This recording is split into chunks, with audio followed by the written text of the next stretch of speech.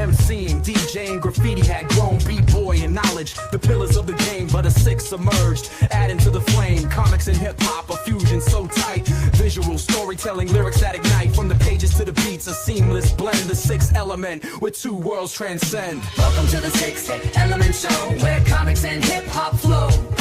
Reno and Stu guiding the way, bringing you the culture every day. Welcome to the Sixth Element Show, where comics and hip-hop flow. Reno and Stu. You gotta take your hat off to Al Megan for that one. Peace to Al Megan. Thank you for that. Intro song, the bomb. The bomb.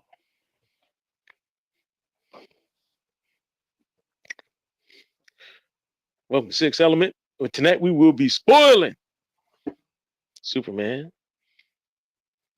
There's your host there, Reno Noir.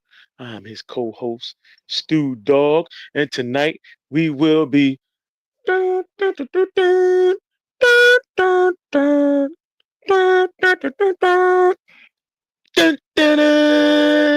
spoiling, but not in a bad way. Not in a bad way. Just in a good way. So when you go see it, you're going to be like, listen, I want to go see it now. That's the spoiler we give out. The spoiler we give out is, after I watch Sixth Element, I definitely want to go see Superman now. Right. That's what we aiming for tonight. We got the spoilers, man. We're going to give it all to you. I'm going to give you clips. I'm going to give you scenes from the movie. If you want it, it's here for you. We got all the spoilers. I'm talking about full blown, baby. Yes, I did. Now, whoa.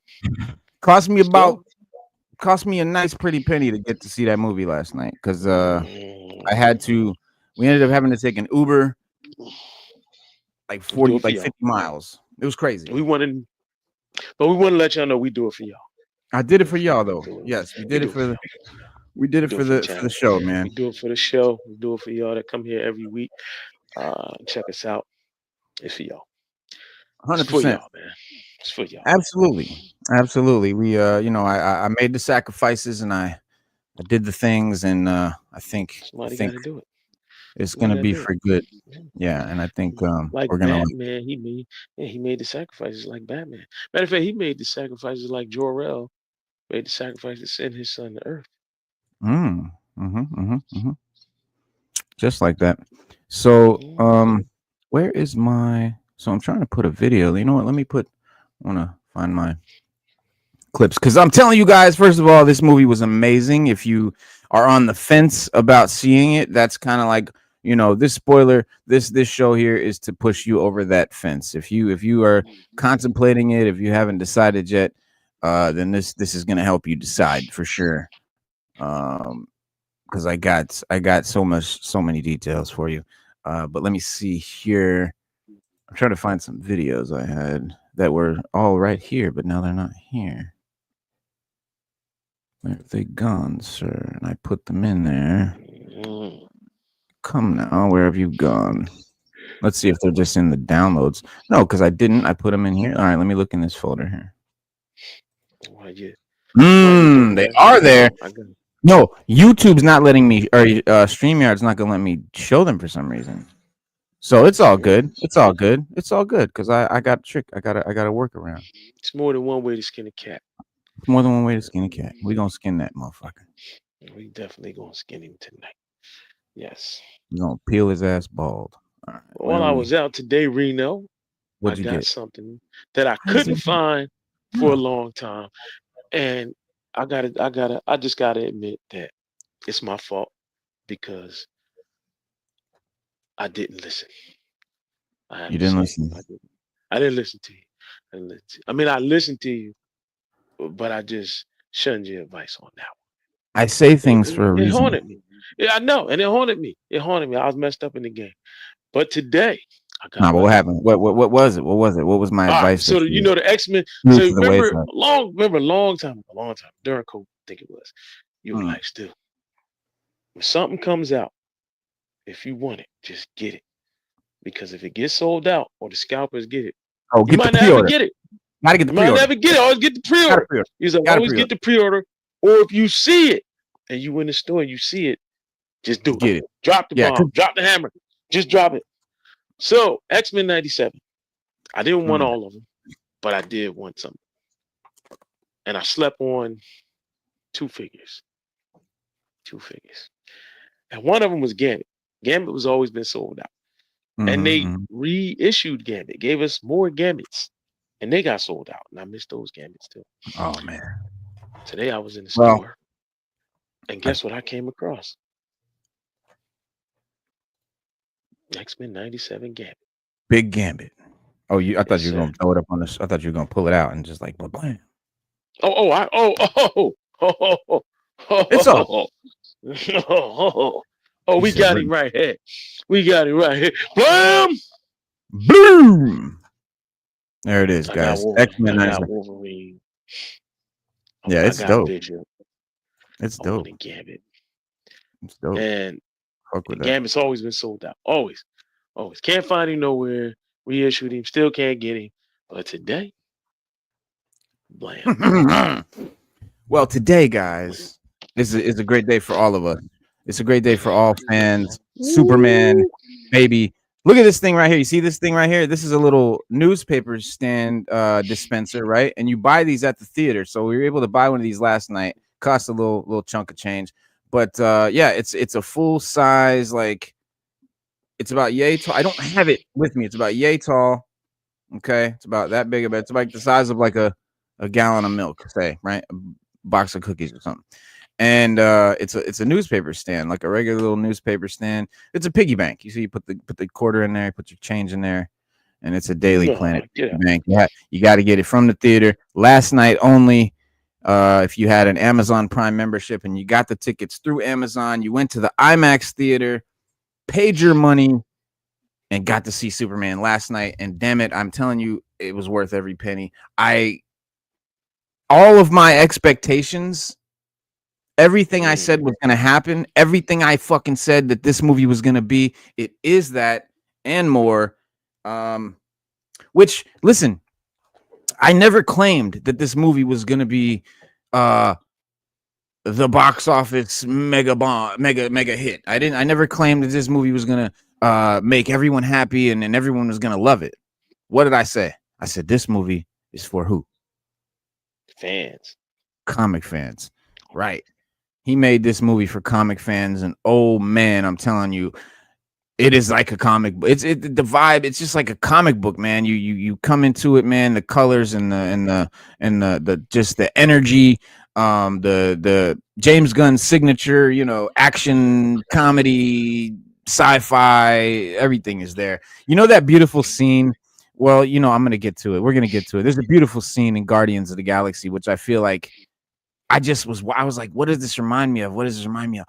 It's the scene where Yondu is walking slowly through and he's like whistling and he's got that dart going around killing everybody in the place, and he's just like walking slowly through the place, and like everybody's just getting killed by this whistle by his dart. Great ass scene that Gunn did. Does like the same thing with Mr. Terrific and his spheres. So dope.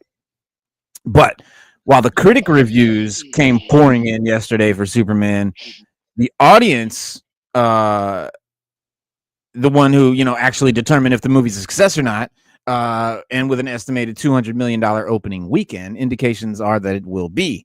And that's, guys, this movie hasn't even started yet. It hasn't really come out yet officially. And already it's blowing up. The scores have gone live. And as of right now, Superman has set a new audience score record for live action Superman films.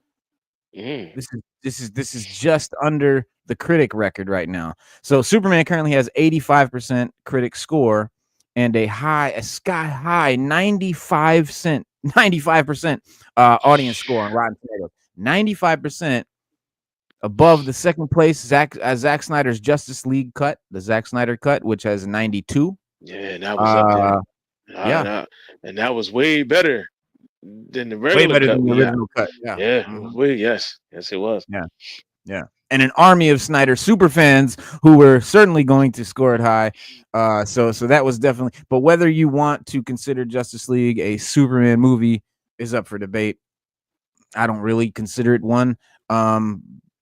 and also, but anyway, like this, the sort of like considering 4 Avengers movies, Thor movies, right, or Iron Man movies. They're not. They're Avengers movies. So, but I'm not sure it counts. But though it may be the case, the audience score, though it may be the case that the audience score dips below that in the future, we don't know. But I would be very surprised if it went down at all, even to third place. The original Superman, the movie by Christopher Reeve, the original one. That's the film that is currently beating out Superman by a single %. As overnight, Superman dropped from 86 to 85, the critic review, with a few more reviews in. But here's the overall list with the audience scores. Let me, I'll just show it to you really quick. It's just interestation.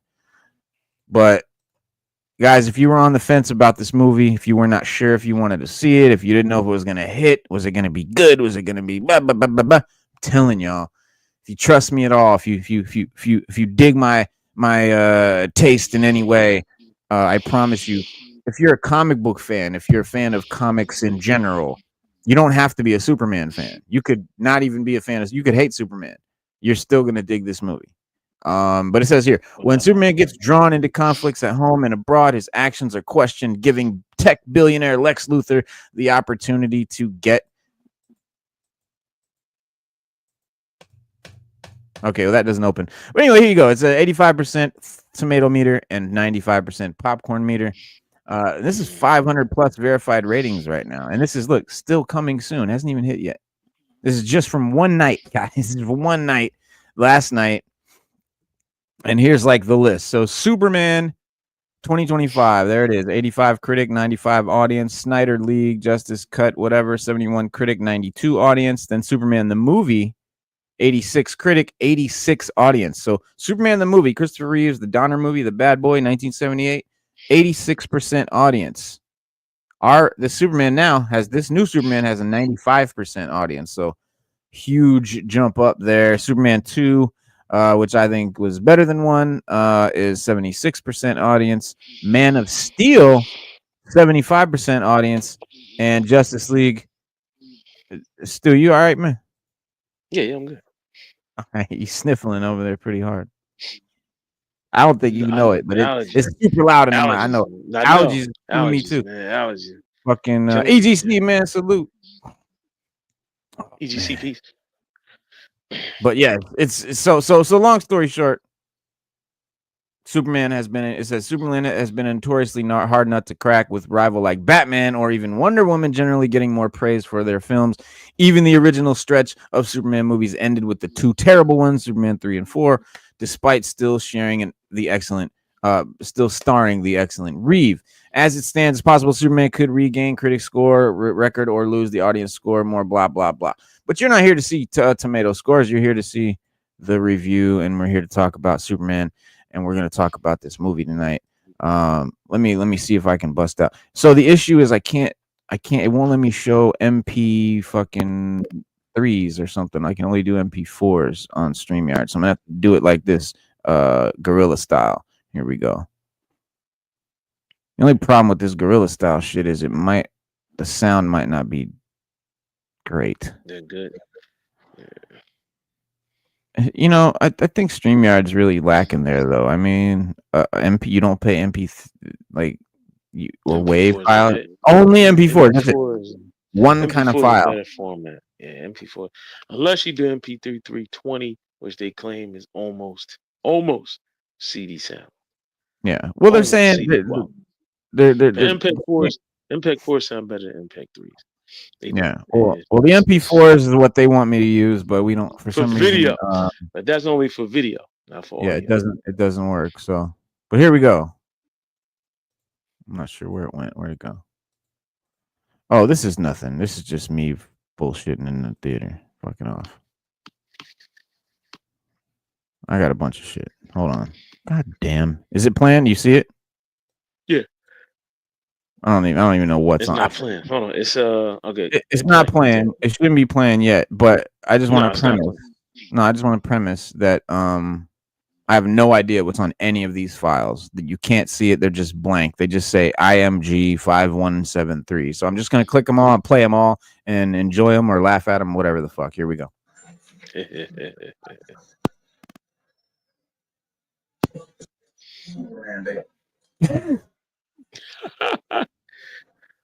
All right, well that wasn't it.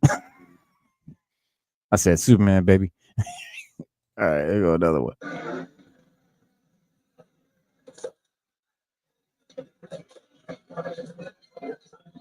There's a lot of people there. Yeah. Yeah, the IMAX theater, it was IMAX full. is where it's at. And it was packed full. They usually huge. And they're usually bigger theaters. They usually like suit. That's usually the biggest theater in the theater when you. Oh, I had to get a picture of the register right here. Look, $16.54 for 2 soda, 2 Cokes. Is it 2 Cokes for $16? $8 a cup. They just give you a cup, and then you gotta. No, man, you can't. Look at them or no? You know how you go to Wendy's and they got that Coca-Cola machine? You could fill your own cup thing, make flavors and shit. I'm gonna keep it a buck. I'm gonna keep it a buck, Reno. I'm going back. I don't give a damn if I don't drink the soda till tomorrow. I'm going back. I'm sorry. I'm getting my $16 or my $8 worth of soda. I feel you, but listen, there's a bar in the theater. I didn't feel like drinking last night, but if you had wanted to like take some shots and go in the theater, you can. There's a literal bar, like with a bartender, the whole thing right there in the theater. I never seen that before, so that was pretty cool. Oh yeah, but yeah. I think only AMC is the only one that has it right now. The only one with a bar besides the dinner theater.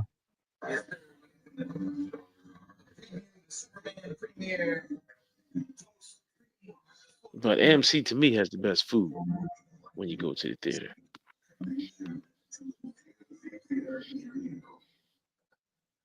All right, y'all. You know what? I promise I'm gonna get into the fucking. Okay, so the movie starts right here, and I'm telling y'all spoiler alert because this is real deal spoiler alerts here. I'm literally showing you shit from the theater, so close your eyes if you don't want to see it. But if you're like me and you got to see it for yourself anyway, and you just want to see what's going on, do I really want to see this movie? Check this shit out.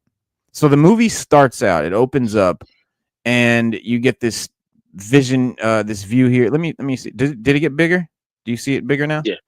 Okay, good. So it says 3 centuries ago, the first superpowered beings known as metahumans appeared on Earth, ushering in a new era of gods and monsters. 3 decades ago,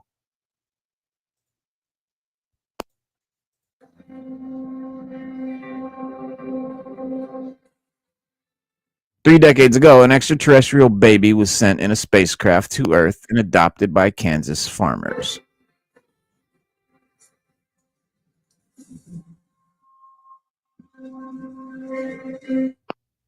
And 3 years ago, the baby, now grown, announced himself as Superman, the most powerful metahuman of all. So they're giving you this quick intro at the beginning of the movie that gives you all. Can you mute your mic still? That clicking is loud. It gives you. I mean, you can unmute it. Just don't keep clicking it. It gives you the like origin story of not only Superman but the whole universe. Right? It's telling us that this is when metahumans appeared. It's telling us this is what happened. This is when Superman became Superman. So we don't have to deal with any of that shit in the movie, right? And that's a beautiful thing, right there. Right. So, I was happy when I seen it. So no origin story. Just straight to the nitty-gritty. No origin story. And I'm talking about they put you right. It starts right in the middle of the action. And you know what I thought we would at least get? I thought that we would see the origin of like Lex Luthor discovers this guy. Who is this Superman? Tell me more about him, and I've got to learn about him. And we're gonna find out. Oh, and then they no. We did that before. Did that? We don't need it. We did that already.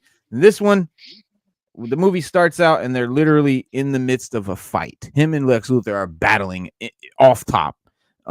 It just starts right off. Him fighting Lex. Lex has been fighting him for a couple years now. At this point, it's beautiful. So. Obviously, I'm not standing up with the camera. So there's this country, Baravia, and Lex Luthor wants to. okay, he made a deal to become like the king of half of this one country. And the country, I believe, represents Palestine, and Baravia, I believe, represents Israel in this movie. And that's just what I took away from it. It's just how I see it. The premise is Lex Luthor teams up with this Baravia, aka Israel, to overthrow this. It's called Jarampur or something like that, or Jaraba or something. I don't know. It's a very weird word that you've never heard of. They made it up for the movie, so it's not a real place.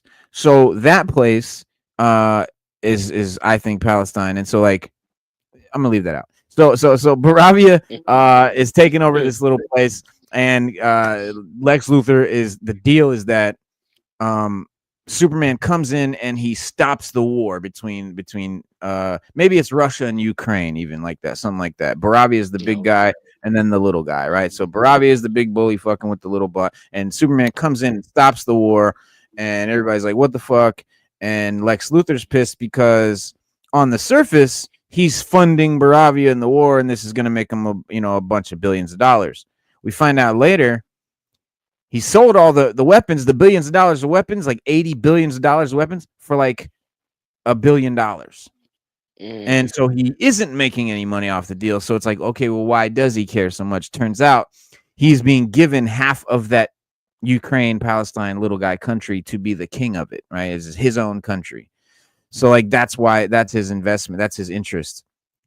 That's why he wants to kill Superman or get rid of him or stop him, because he is preventing him from this situation here and getting this country. Interesting.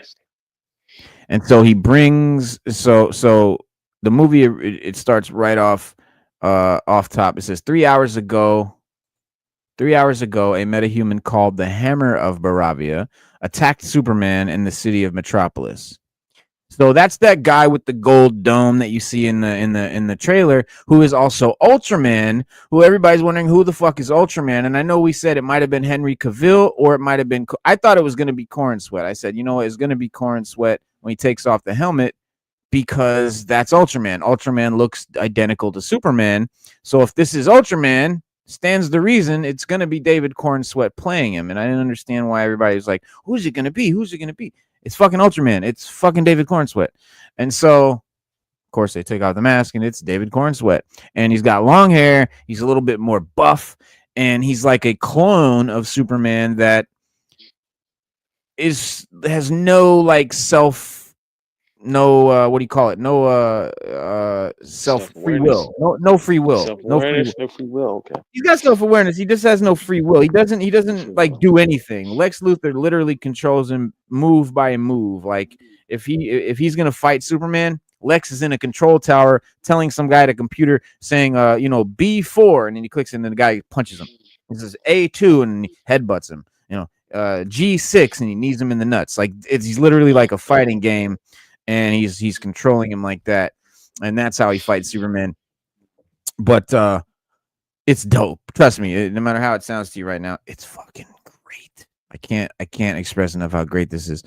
I think this is a little. I'm not sure. This is okay. There's Mr. Terrific with the white eyes. Thank you for giving me a superhero with plain white eyes, James Gunn. Thank you.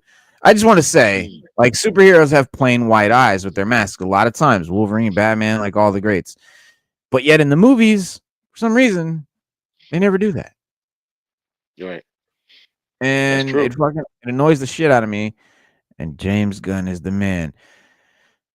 My only sort of fear here is that it's too for comic fans. It's too much for comic fans, and everyone else isn't going to get it.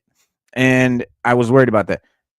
According to the audience score, though, not the case. I have seen some articles and some people saying that it's too silly and goofy and like cartoony. I've heard that.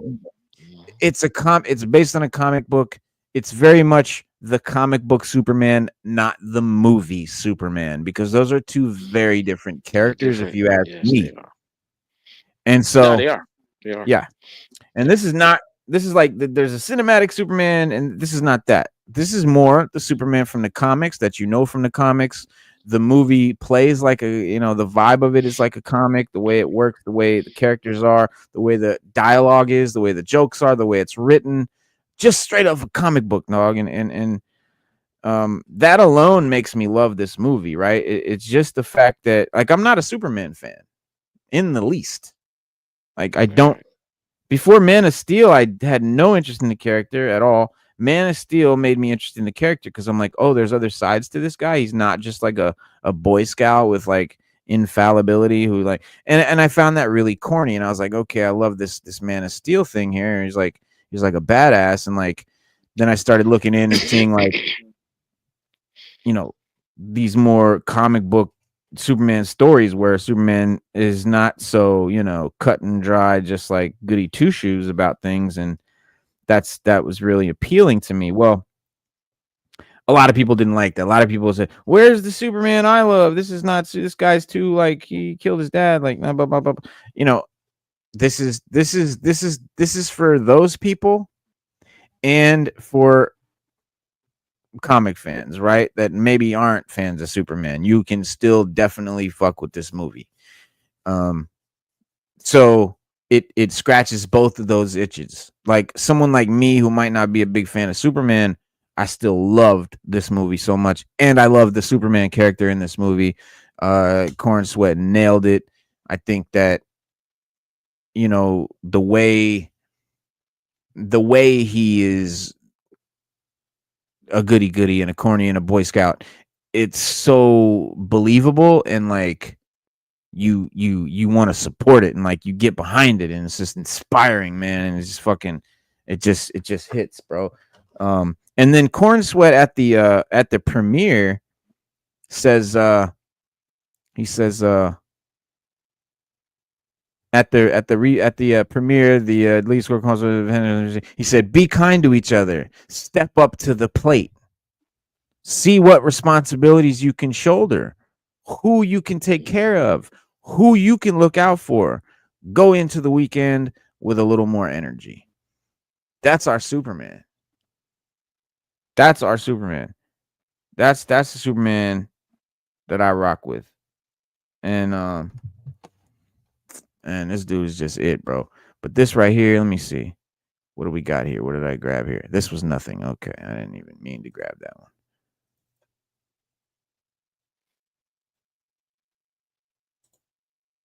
one. Okay, same deal there. There's some like good shit in here, I promise. I grabbed something I wanted you to see. Okay, this is it. Remember that baby? Yeah. Hey, why is it sideways? Hang on. Why is it sideways? Because it's a baby. No, I don't want to skip it, man. Baby should be held sideways. Oh, Lord.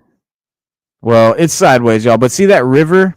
That is this interdimensional nexus of universal river cosmos of energy. And it's in this pocket dimension that Lex Luthor created to teleport between, you know, points on Earth. Like if he just wants to jump here to here, he can just walk through this portal and cross this little bridge, come out the other portal, and he can go from, you know, New York to San Diego in 3 minutes. So that's what this thing does, but he uses this pocket dimension to get between. And in the pocket dimension, he's got a jail, a special jail that holds, you know, personal people that he just wants to fuck with, that he wants to hold. It holds political prisoners that countries might not want the public to know about, like terrorists and shit that they don't want to tell nobody they're holding, shit like that. And like it's this secret prison, and he's got Metamorpho in there.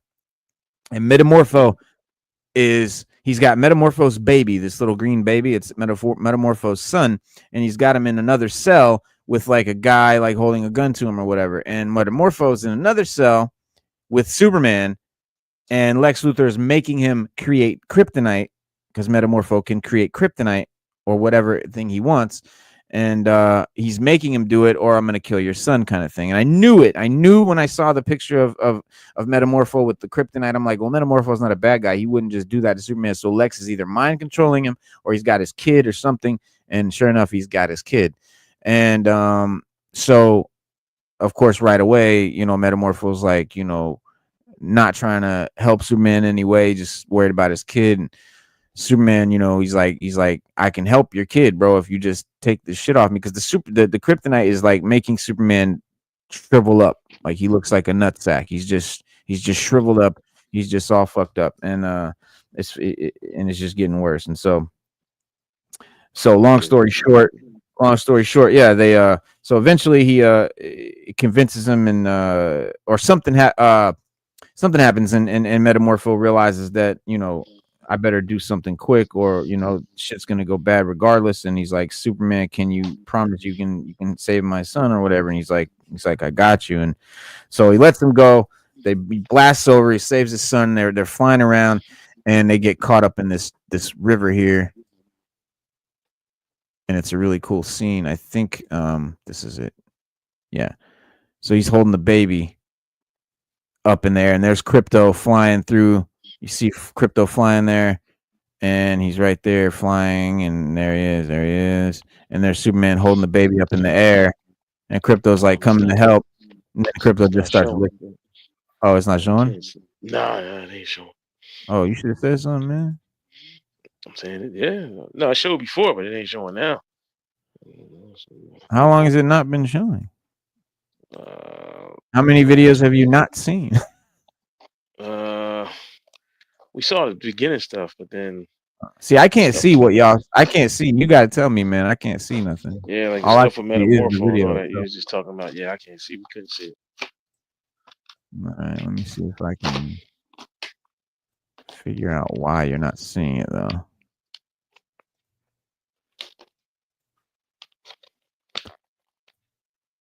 What happened to you? Where'd you go?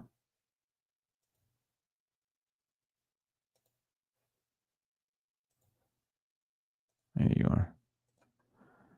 All right.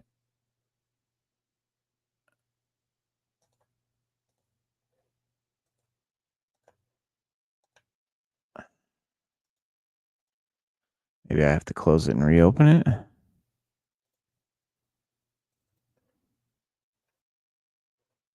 Why is it fucking only huge though? I don't get it. Hold on. There. It's not coming through. No, it's just fucking with me. That's all. Oh, okay. All right, here we go. All right, hang on, man. Let me get to these chats real quick. BDBGP salute, man. How you living? Chilling. Warlord Cypher Goon salute. Damn crazy movie, absolutely. The Watchmen show was good. Besides the pupils on Dr. Manhattan, what are we talking about? White eyes. Spider-Man and Deadpool was the only ones with the white eyes, and Storm. Yeah. Very, very limited. Hey, Stu and Reno, salute to everybody at Sixth Element. Mighty Rack, salute. The makeup Metamorpho looks great in live act. Really amazing Metamorpho. There. Oh God, check this out. Check this shit out. Do you see it? Yeah. Okay. All right. So there's the river of Cosmos, and there's Superman in the river holding the baby up. There's the baby. Remember, keep in mind everything's tilted sideways, guys, for some reason. I'm not holding the phone sideways, by the way. I think it's the file size or something. Who knows? But it's just the file size. Yeah, here's Crypto floating. So Crypto is supposed to be coming to help Superman. Here's the funny thing about Crypto. Oh, you can't pause it by clicking on the screen. Hang on. So the funny thing about Crypto is he's not like a very helpful dog at all. He's not helpful in any way, really. he comes in handy just every now and then. He might help and do the right thing, but for the most part, he's just fucking shit up. And like this one, like Superman, you can see him holding the baby up, and clearly he's like, "Hey, Crypto, come fucking grab the baby." And so Crypto flies over, and you think he's gonna save the baby, and he just starts licking the baby, and then he it's like, thanks, bro. But here he is.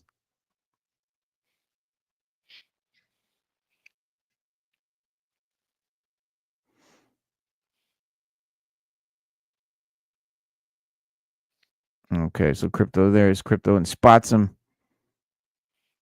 Soups is like, "Come on, boy." And you can see there's Crypto's flying around. He's like not helping, and he's like, "Here, come on, dude, get the goddamn baby." He's like, "Okay." And he runs over, he just starts licking the baby. He's licking the baby, yeah. He's licking the shit out of the baby too. Superman's like, Look at God, that. take They the like, baby. Now check this dude out, looking like an octopus. You see that? yeah, He's just a head with like an octopus arms, and then look, he turned the a half jet bottom half of his engine. body, yeah, into like a A jet jet. engine. Yeah, and he's using it to pull to try and save them because they're getting sucked into a black hole. And there you see, there's Metamorpho's head with his rocket body and his long tentacle arms. There he's reaching all the way out, and he's got Superman over here trying to save his son. And here's where we start to hear the Donner music. Because Superman's like, fuck this. I'm going to save everybody. Starts blowing his wind, and then we see slow motion, and you hear the Donner song. And you want to cheer, and you want to cheer in the audience at this point. You want to stand up and yell right now. And he's blowing it. He's blowing like to get forced to blow them back, and because Metamorpho's rockets weren't doing it, but his breath did the trick and fired him off. Super breath. Now, do you see the screen? Nah, it's off now. It was Okay, on. so all right. So in fact, then you must have missed other stuff too, because every time it looks like every time I change the movie, you probably miss something. Hang on, let me find the other one here real quick. You saw that. You saw that. You saw that. You saw that. You saw Mr. Terrific's white eyes, right? No, we didn't see that. You didn't see that, so I was talking about it, and you didn't see it. Okay. We were talking about the white eyes, but we never saw it. Oh man, come on, bro.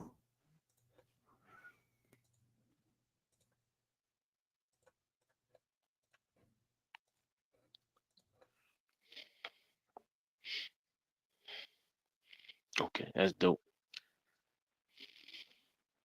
You can still see it. Yeah, we can see it. That's right. So if you notice, like inside the white eyes, you might be able to see there's a little kind of like a ring of like light. And if you look for a second here, real quick, it flashes that.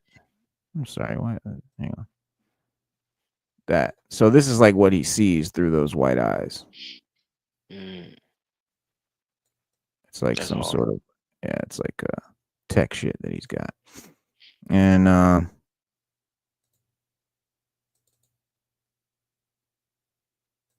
right, let me see what this one is.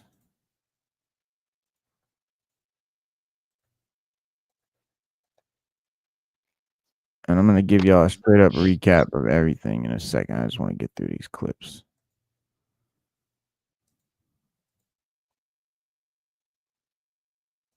Hang on. And that's my greatest strength. And someday, for all the time, the death is being human. And that's my greatest strength. For all the time, the death is being human. And that's my greatest strength. And someday, I hope, for the sake of the world, you understand that it's yours too. Oh, that's beautiful. But none of this matters, you patronizing clown. The government gave me the authority to kill you. If not today,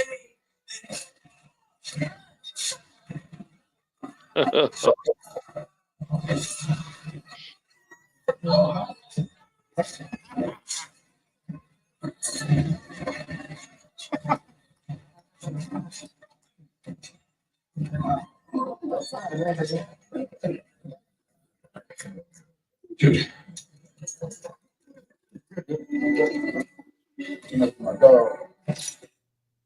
Yeah. That's dope. That's dope. Because in the comic, Crypto really does. He is kind of a menace.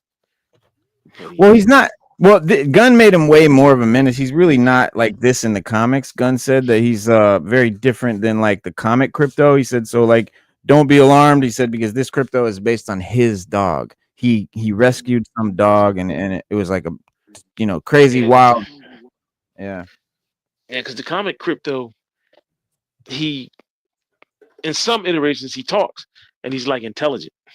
Oh, Even wow. when he doesn't talk, yeah, even when he doesn't talk, he's still like intelligent. Like like Yeah. it's hard. Like he knows what he's doing, but he just can't talk. So Yeah. like He's more yeah, like Scooby Doo's friend, I think. I don't. It just reminds me yeah, of he's more more like like right. He's more like yeah, Scooby, but he just yeah, can't talk. But in some right, iterations of Crypto, he's like this dog. He's a little wild, but he's not like menacing wild. He just does yeah, things that a dog would do, and then he's right, happy to do it because like he just reminds you he's a dog, right, but he's a smart dog yeah, that yeah. thinks like a human. Reminds me of Jeff the Land Shark, because Jeff the Land Shark is like he just does a lot of funny shit that to remind you that he's like a dog, but even though he's a shark, it's funny. But yeah, Crypto. So the great thing about this, which I thought was a really cool thing, Crypto is not Superman's dog in this. Mm, he shouldn't be. Guess whose dog he is? Whose would it be? Kara Zor-El? It would be Kara Zor-El. She shows up. That's dope. So That's so dope. Supergirl comes. That's so dope. Bro, the whole audience went nuts when she came on screen. And the way she comes in, bro, is just so dope. And it's Millie Alcock, so she's she's got that cool vibe, and she just comes in like, because she's not, she always like fucks with Superman, like how he's like a goody goody, and like she don't really agree with that. Like she's not like that, and she always fucks with him and shit. And yeah, he's Supergirl. And so when she comes in, hey, listen, I told y'all at the beginning. If you don't want to hear it, cover your ears. Derpy, not Derpy. We giving him all the business today. We telling him everything. Well, Take it if you well, want it, man. yeah. Well, I'm not ruining anything for anybody. Don't give me that shit. I'm ruining nothing. You don't have to watch. I don't mean you, Derpy. I mean, if anybody's complaining, I mean, everybody's point. Man, listen, I gotta physically see it. Like somebody can explain. You can explain all this to me, but I gotta physically see it in order to, you know what I mean? Like spoilers do nothing for me because I have to physically see it for myself. That's just me. I'm yeah, glad I'm like that. yeah, Yeah, I'm glad I'm yeah, like that. You can tell me the whole thing play by play, but I still have to literally see it, yeah. or it just don't work for me. So yeah, she sees. Oh, You she's got talking. Link. She's older cousin who Mm-hmm. Kara Zor-El. That's how we do, Spade. We spoil shit on this Yeah. show. Where you at, Spade? You ain't Hey, where you at, come on. Spade? Yeah, we talking about Superman. You need to be here. Yeah. We do. Well, we do know Crypto came from. He came from Krypton with Superman in the comics. Wait. Let me But address when they this got very here, important. Let me address this very important comment real quick. This is important shit. was she in costume with Daisy Dukes? Woo. I hope she Now, was in the Dukes. I hope she was in the Dukes. she wasn't in no Dukes, but that costume looks and that skirt is kind of bad. And I'm telling you, but when she hops in, she bounces into the fortress, and Crypto like comes to her and shit. You see why Crypto is the way it is, and they match, bro. And so where like in the beginning where Crypto's like slamming Superman up and down and like hurting him, he's like, "Fuck, leave me! You're fucking me." When he's doing that, he does it to Kara, and she's just laughing the whole time. He's like slamming her all over the place. She's like, ah, as she's just slamming her all around. So she loves that shit, and they work together. Very similar. You could tell her and Crypto are very peas in a pod. So I left this movie dying to see the Supergirl movie. This made me want to see Supergirl so bad. Supergirl is I want to see that more than anything right now. Really? And that's some crazy shit to say because I'm not Supergirl. Like, come on. But Did you watch the show? Did you watch the WB show? no. But I had a crush on Supergirl in the 80s. When I was a kid. I think we But all did. yeah, I mean, she was bad. But the exactly. Thank you, Norrin Rat. That's what I'm talking about. Lobo, baby. The Supergirl movie it's not gonna just have Lobo in it. It's gonna be a Lobo-esque movie. Like Supergirl is not gonna be on Earth. She's bouncing around other planets and shit. And this is gonna feel That's more gonna like make it Guardians. dope. It's gonna That's feel gonna more make like it the dope. Guardians type. Exactly. It's gonna be out in space, bounty hunters and space bounty hunters. Now, not to cut you off, because that's what we wanted with Green Lantern. When Green Lantern came out, we didn't want to see Green Lantern nowhere in New York, nowhere in Florida. We didn't want him on Earth. Right. We got like a little 10-minute clip on Oa.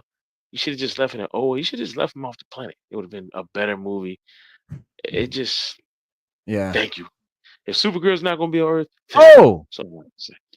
Derpy, what's your where's your, you didn't get the, do I have your email? I didn't see he was saying let me get on the, yeah, you can come on, man. I don't have your email though. Do I? You should. If I have your email, you would have got the link. But yeah, hit me on Insta real quick.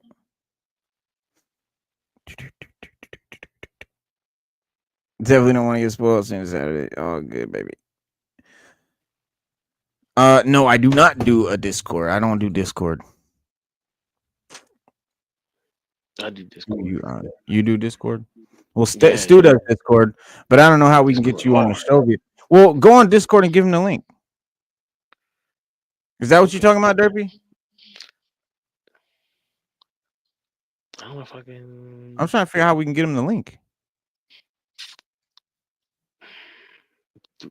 Email. You got his number?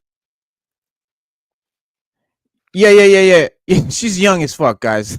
Like, like, yes. Millie Alcock is young. She's like 20, probably 22 or something like that. She's way too young for any of us, but we can still look. Agree with Stu. I don't care how much you spoil a movie. I'm gonna still have to see it for myself if I'm interested in seeing it. That's what I'm saying. Thank you. Yeah, I gotta see it. Yeah, I gotta physically see it. You can tell me the whole movie verbatim, play by play. I literally gotta still see it. Like, you know how some people read something and they be like, I read it, but I just really can't put it together. But like, if you give them an audio book or whatever, you do something else, they can.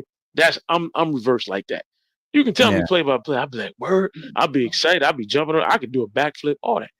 But 5 minutes after that, I'd have forgot all that shit. I'll be like, look, I gotta see it. Now, once I see it, that's a different story. Yeah. I just gotta see it physically for myself. I got a special prize for y'all real quick. Let's get a look at Kara Zor-El. Bang, bang, bang. Did it get bigger? Yep. Can you still see it? All right, cool.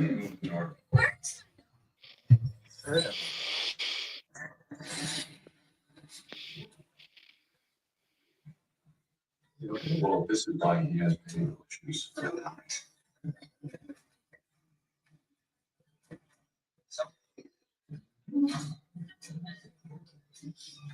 Well, this is why he has behavioral issues. He said this is why he has behavioral issues. And then the robot said no boundaries. And if you can't tell, she's laughing hysterically right there as he's like pounding her into the ground, cracking the floor.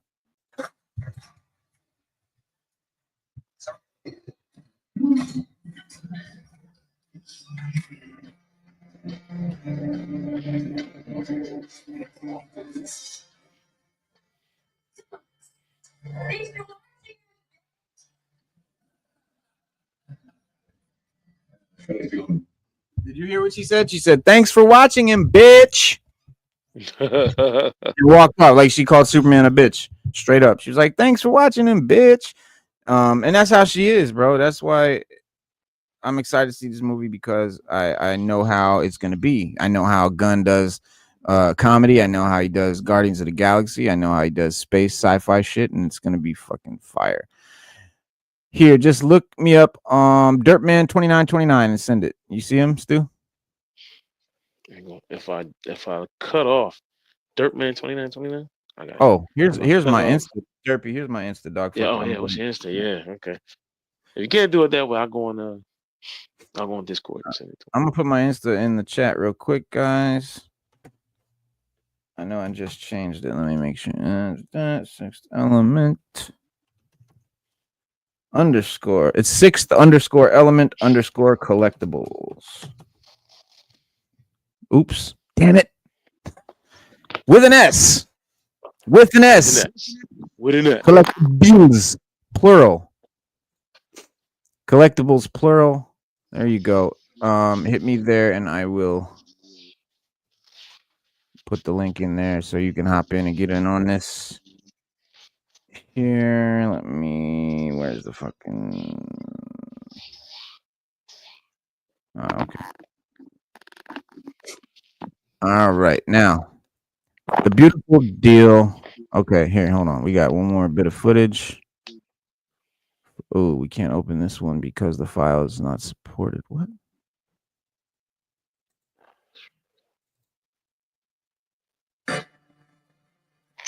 Oh, okay. I think that I captured one of the post-credit scenes for y'all. So there's two post-credit scenes, and I missed one of them. I'm an idiot. I'm an idiot.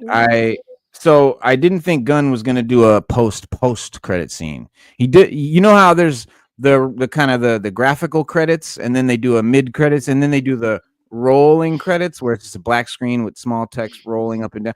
And then usually at the end of that, they don't do something, DC technically, but apparently they did, and I missed it. But so I got maybe 5 10 want to hop on. Yeah, man, hop on, bro. Let me find you. Let me grab you the link. Here's the link.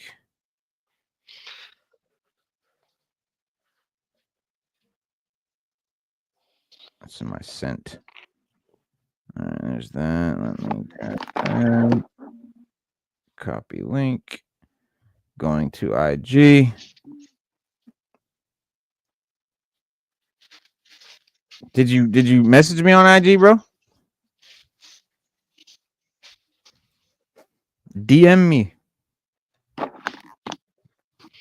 Okay, following you back. Messaging you the link. Bong. Come on, bitch. There it is, bro. Hop in. All right. Hopping in. Gunn put like 4 after credits in Guardians 2. I know, but that's Marvel, and I didn't think DC. It was stupid. There's no excuse. There's no excuse. I have no excuse. I botched it. I didn't even know there was another one, and I should have fucking. I didn't have no rush. I had nowhere to be. I don't know why I got up and left. I feel like an idiot. I don't know. I failed you. All right, but here we go. Here's what I got. By the way, you'd be hard pressed to find any other YouTuber doing what I'm doing right now. Risking it all, baby. Risk it for you. For you guys.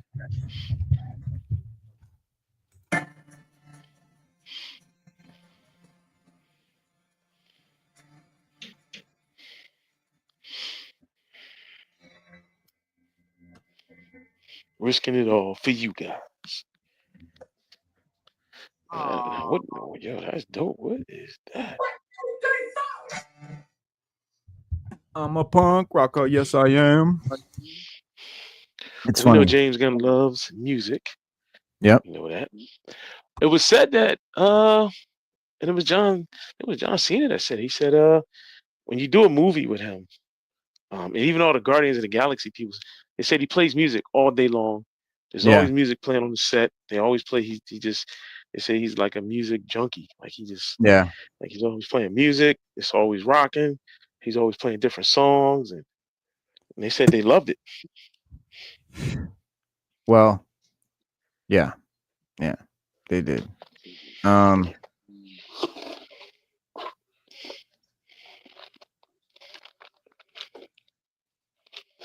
on. So I'll just give you the rundown. Here's the basic. The whole joint is this. Superman is down in the beginning of the movie. As the movie opens, Superman is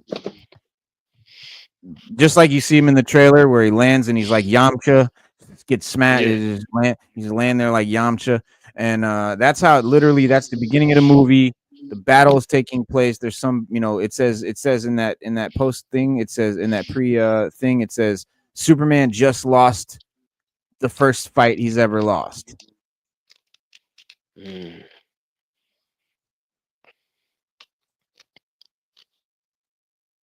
And hang on, let me. And so the opening text informs us that exactly 3 minutes ago, it says Superman lost a battle for the very first time. And it says we see a Kryptonian icon struggling to breathe. Hang on, let me let my boy in here. Yeah. What's There- up, gentlemen? How are we? Hey, what's going on, brother Derpy in the house? DC. James Gunn is DC's savior. I gotta Yes, say, sir. I gotta agree with you on that right now. Yes, sir. So what How do you we want to feeling add, about the man? movie? What do you want to add? What do you want to add for the people at home? What do you want to tell us about this joint? What did you think about it? I think all the haters are wrong, and instead of while it's closed, it's while it's open. Um, Yeah, if you're a certified haters, who hurt you? And this movie is the Superman movie you always wanted. I agree. But never got until now. Yeah, I mean, it seems like I literally read articles of people saying that this Superman is too lighthearted. He's too goofy or whatever. These are the same people that complained about Man of Steel being too Right. hardcore and too, but now Yeah, he's too that's light. true. It's like make up your fucking mind. And I think Gunn found the balance. He found the medium because Yes. you know what I mean? He's not the Man of Steel Superman, but the rest of the movie, if you're not into that Boy Scout Superman, you got Guy Gardner in there who's a real asshole. He's awesome. You got Mr. Terrific who's super duper cool. I thought he was the best character besides Lex. Yeah, Mr. Terrific he nailed it. They really nailed it. And Guy Gardner was just funny. Metamorpho did not get near enough screen time. They definitely should have Yeah. done more with him. He was cool as shit. Anthony Corrigan killed it. But yeah, the movie itself, like I said in the beginning, I was just gonna kind of recap and go through what happens. We see Superman struggling to breathe.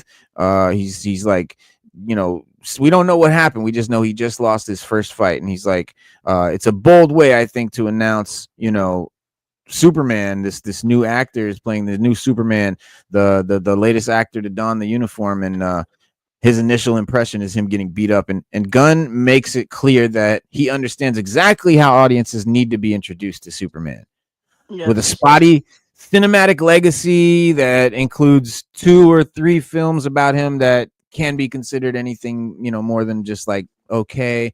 And so audiences might be skeptical about this, about how Hollywood's ability to make an interesting Superman movie, because it's been tried. They've done it so many times, and like it always kind of comes off either the same or like Man of Steel way far in the wrong direction. And I think, like I said, man, Gunn just found that balance, bro. He nailed it. And Spade, man, I really wanted you to see this. I wanted you to be here tonight, man, because I want to tell you, bro, if you trust my opinion like you say you do, I'm telling you, if you're a fan of Superman, like I know you are, you're going to like this movie. You're going to like this character. You're going to like this Superman. I don't care what you think about the movie. You'll dig this Superman because, in my opinion, I think he's exactly what like Superman should have always been. He's not like an elder Superman. He's like a young Superman, very, very young, very brand new to the game. He's only been doing it 3 years.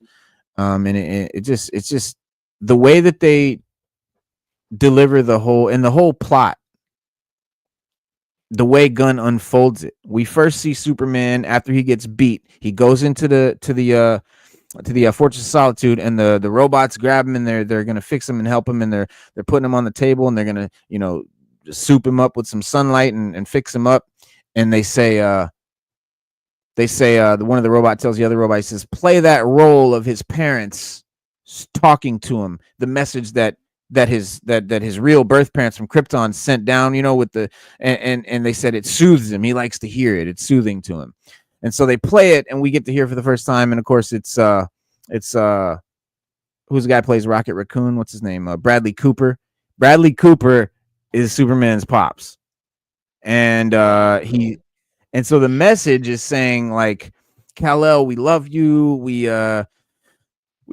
searched the universe to find a planet that you could do the most good on, and we want you to go there and like, you know, do good and be happy and blah blah blah. And then like the message cuts off because it got damaged in the, you know, in the transport, and so that's where the message ends. And that's all Superman. It's all Superman's ever heard, and it's made him. It basically has formed his whole identity based on this message. Right? He is Superman because of this sentence that he got from his pops, from his real pops. And it unfolds later in the movie. Again, spoiler alert, I'm telling you, these major spoilers here. So it gets unfolded later in the movie.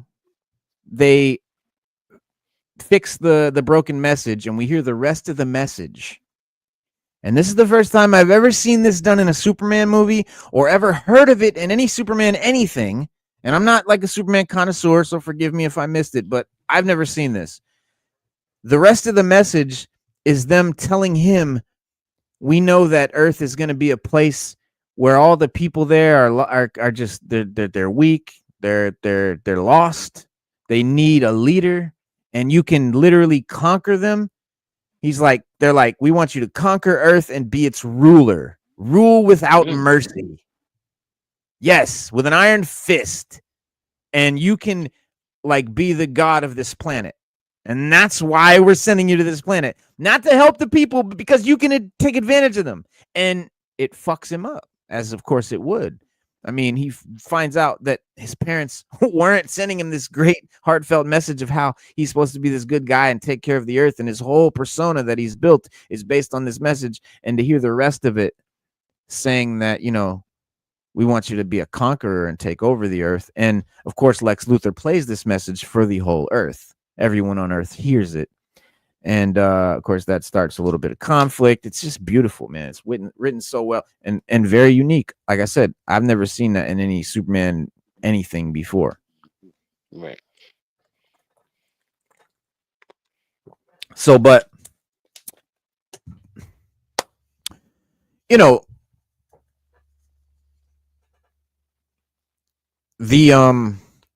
so after all, like he can be broadly defined as virtually unstoppable, meaning that, you know, it can be hard for any threats to himself or those around him to feel genuinely perilous and for stakes to really exist. So Gunn's decision to start his film by, you know, shoving the bulletproof Boy Scouts face into the ground and having his first few vocalizations be sounds of pain and like whining is a brilliant dismissal of that trepidation that you know, that we always think of him as being this infallible, you know, just like super being. And I know and here's where I think, you know, it's important because like Spade and like a lot of Superman fans at first were taken aback by that. We're like put off by that. Like, why are we starting out, like, why are we just seeing trailers of Superman being beat up? Like, that doesn't make sense. That's the message we want to send. And like, that's valid. But when we see the movie, we get why. And when we understand James Gunn's, you know, intention, it makes sense. And it's brilliant. It's brilliant. It's for fans like me who actually prefer Man of Steel. I'll keep it a buck, okay? I'm not afraid to say it. Like Henry Cavill, that Superman, that's my Superman. That's what I fuck with because I'm not like a fan of Superman. I'm a Batman guy. So if I'm gonna like a Superman, it's gonna be the Cavill, you know, Man of Steel. It's just the way it is. But even though like that be the case, the way Gunn beat this Superman down first made me go, okay, now I can get behind. See, the reason I couldn't get behind Superman is because there's no stakes. It's fucking boring. Nothing can hurt him. It's boring. Not exciting, not interesting to me, not at all cool. I don't get it. And like I would have this conversation with people in an argument, and they're like, how do you not fuck with Superman? He's like, he's a god. He's fucking the. That's exactly why. That's why I don't fuck with Superman, because I like the underdog. I like Batman. He's a guy with no powers, for Christ's sake. Like that's just, I just find that more interesting, that you have to overcome something, that you have to, So giving Superman all this shit to overcome and all these obstacles and all these weaknesses and stuff just made him a more interesting character, and made someone like me, who wouldn't have been a fan of this type of Superman, a fan of this Superman, and a big fan of this movie, and cannot wait for the rest of this universe, and to see what other movies come out of this universe, and especially with Supergirl looking amazing. That's going to be great. And But we know Metamorpho is going to be in. They're supposed to be doing Outsiders, so maybe that's why they didn't use him that much, because yeah, he's gonna. But debuting him in this movie, they got to use him. skips the fact that you got to go through who he is, where he came from. Now and so we can just move on. Yeah, without any. Marvel goes that a weak Superman is also trash. I mean, here's the thing. No. Listen, he's not a weak Superman. He's not a weak Superman by any stretch of the imagination. He's just morally sound. Yeah, but what I'm saying is, like, him getting beat up, it's not showing that he's weak. It's showing that there's other shit that's strong too. Yes. And that's my thing. I don't want Superman to be weakened and less strong. I just want other dangers to be dangerous enough to be able to hurt that power, like be powerful enough to hurt Superman. Not that let's make Superman weak, but let's make the other challenges more powerful to make the stakes higher. Because what's interesting about a guy with no stakes, that just, you know what I mean? Yeah, the villains are not just some bums, some thugs. I mean, these villains were great. TC4. Let's throw it out. Let's throw it out there. What's Hold on, I just wanted to read this. Oh, go ahead. He said, I love Reeves and Cavill, but I was born in 96, so animated Justice League Superman is my GOAT. And David captured that for me. He's one on my list. Yes, that the animated Superman, the comic Superman, this is that Superman. But yeah, go ahead, Stu. My bad. Yeah, what's Hollywood's biggest complaint about Superman? Oh, it's hard for us to make a movie because he's too strong. Who can he fight? What can he do? So now you put somebody in there that can go toe to toe with him. Everybody's complaining. I mean, we never got what we get in the last movie. Lex Luthor. They did the 3 Kryptonians, but Superman defeated them. So now who's left? And you got plenty of characters that can go toe to toe, that have strength, that can fight, that can give Superman work. But we never see that in the movies. We never see them in the movies, right? They just, I don't know why Hollywood just won't put them in they just won't bring them to the screen. I mean, Live Wire, we got, I don't know, Parasite. Parasite can literally zap Superman's powers and be just as strong as him, have heat ray vision, the whole 9. But no, I'm sorry, Mighty Rex. He's not impervious. Now, Mighty Rex, he's not impervious. He's vulnerable. He's vulnerable. That's one of his weaknesses now. Yes. It's kryptonite. I'm thinking that's what Mighty Rex meant. I'm thinking that's what he meant. He's vulnerable to magic power. He is vulnerable to magic power. Yes, that's one of his weaknesses. Yeah, magic and like kryptonite. That's his weakness now. Yeah, because people were complaining that, and writers were complaining like, look, like there's nothing we can use against everything. We knew we used against him.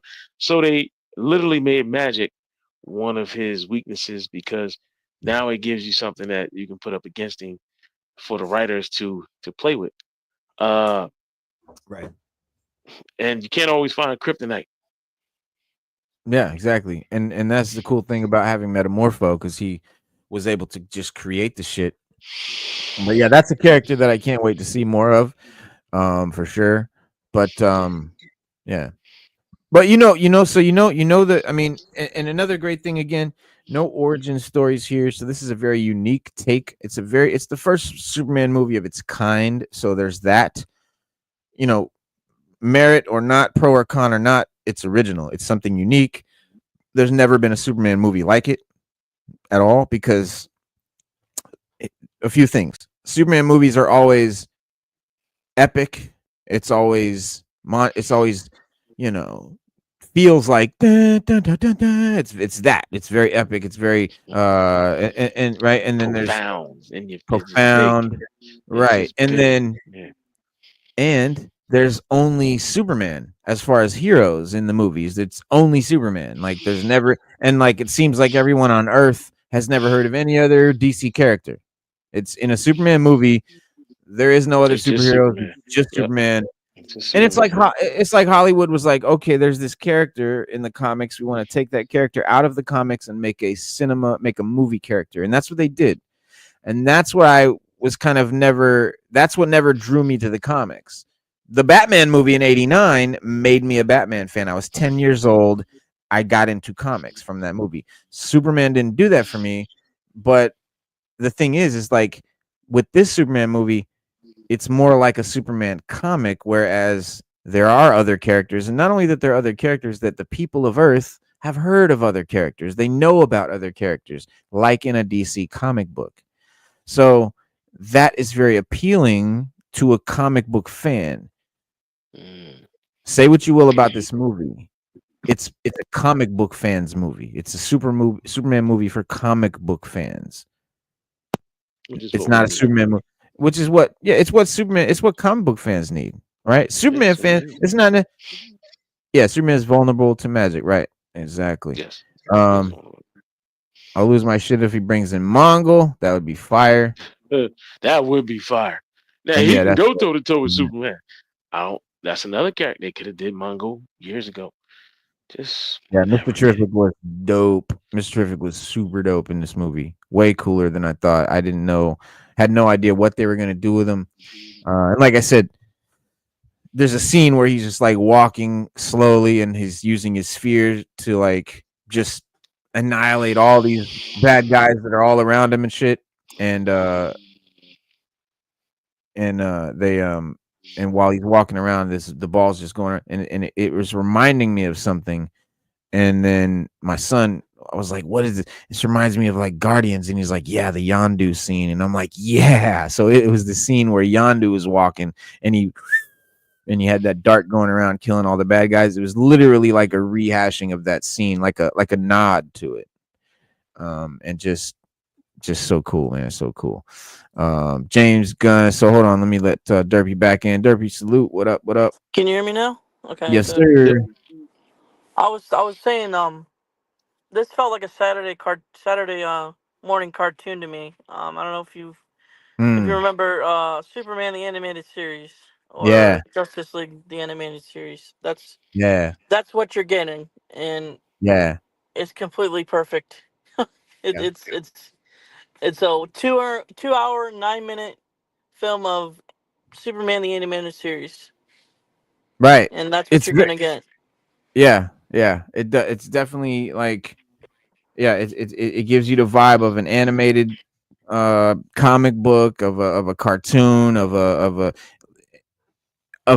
not the cinema Superman, right? The cinema Superman is like, what we've seen before, Christopher Reeves, like, everything Hollywood's done with Superman. This is the comic book Superman, the cartoon Superman, the animated series Superman.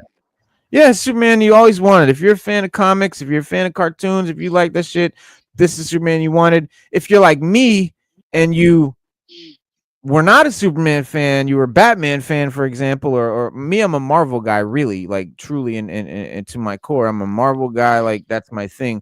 But I've always been a Batman fan. Like he was the only DC character that I ever cared about or ever was into for so many years, until I started to explore more, and then begin to appreciate everything. But yeah, it's a movie that will appease people that aren't even fans of Superman traditionally or haven't been in the past, if you're just a fan of like comics, because you might be a comic fan and you might not fuck with Superman at all.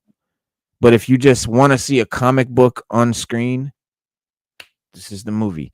And that's what I've been waiting for personally, because the MCU, I feel like, has kind of like robbed me of like getting to see live action these characters that I love from Marvel. Like all these characters, in comics that they tell us they're going to adapt, and then we see the movie and it's nothing like the comic at all. They made up a bunch of new shit. They added shit from like the Golden Age, put it with some modern era shit, mixed it with the Ultimate Universe and the 616, and put it all in one movie, because Marvel, the MCU, is using their comic, characters and everything like a toy box, like a palette to paint from, and they can just like dip in it and get anything they want and make a movie out of it.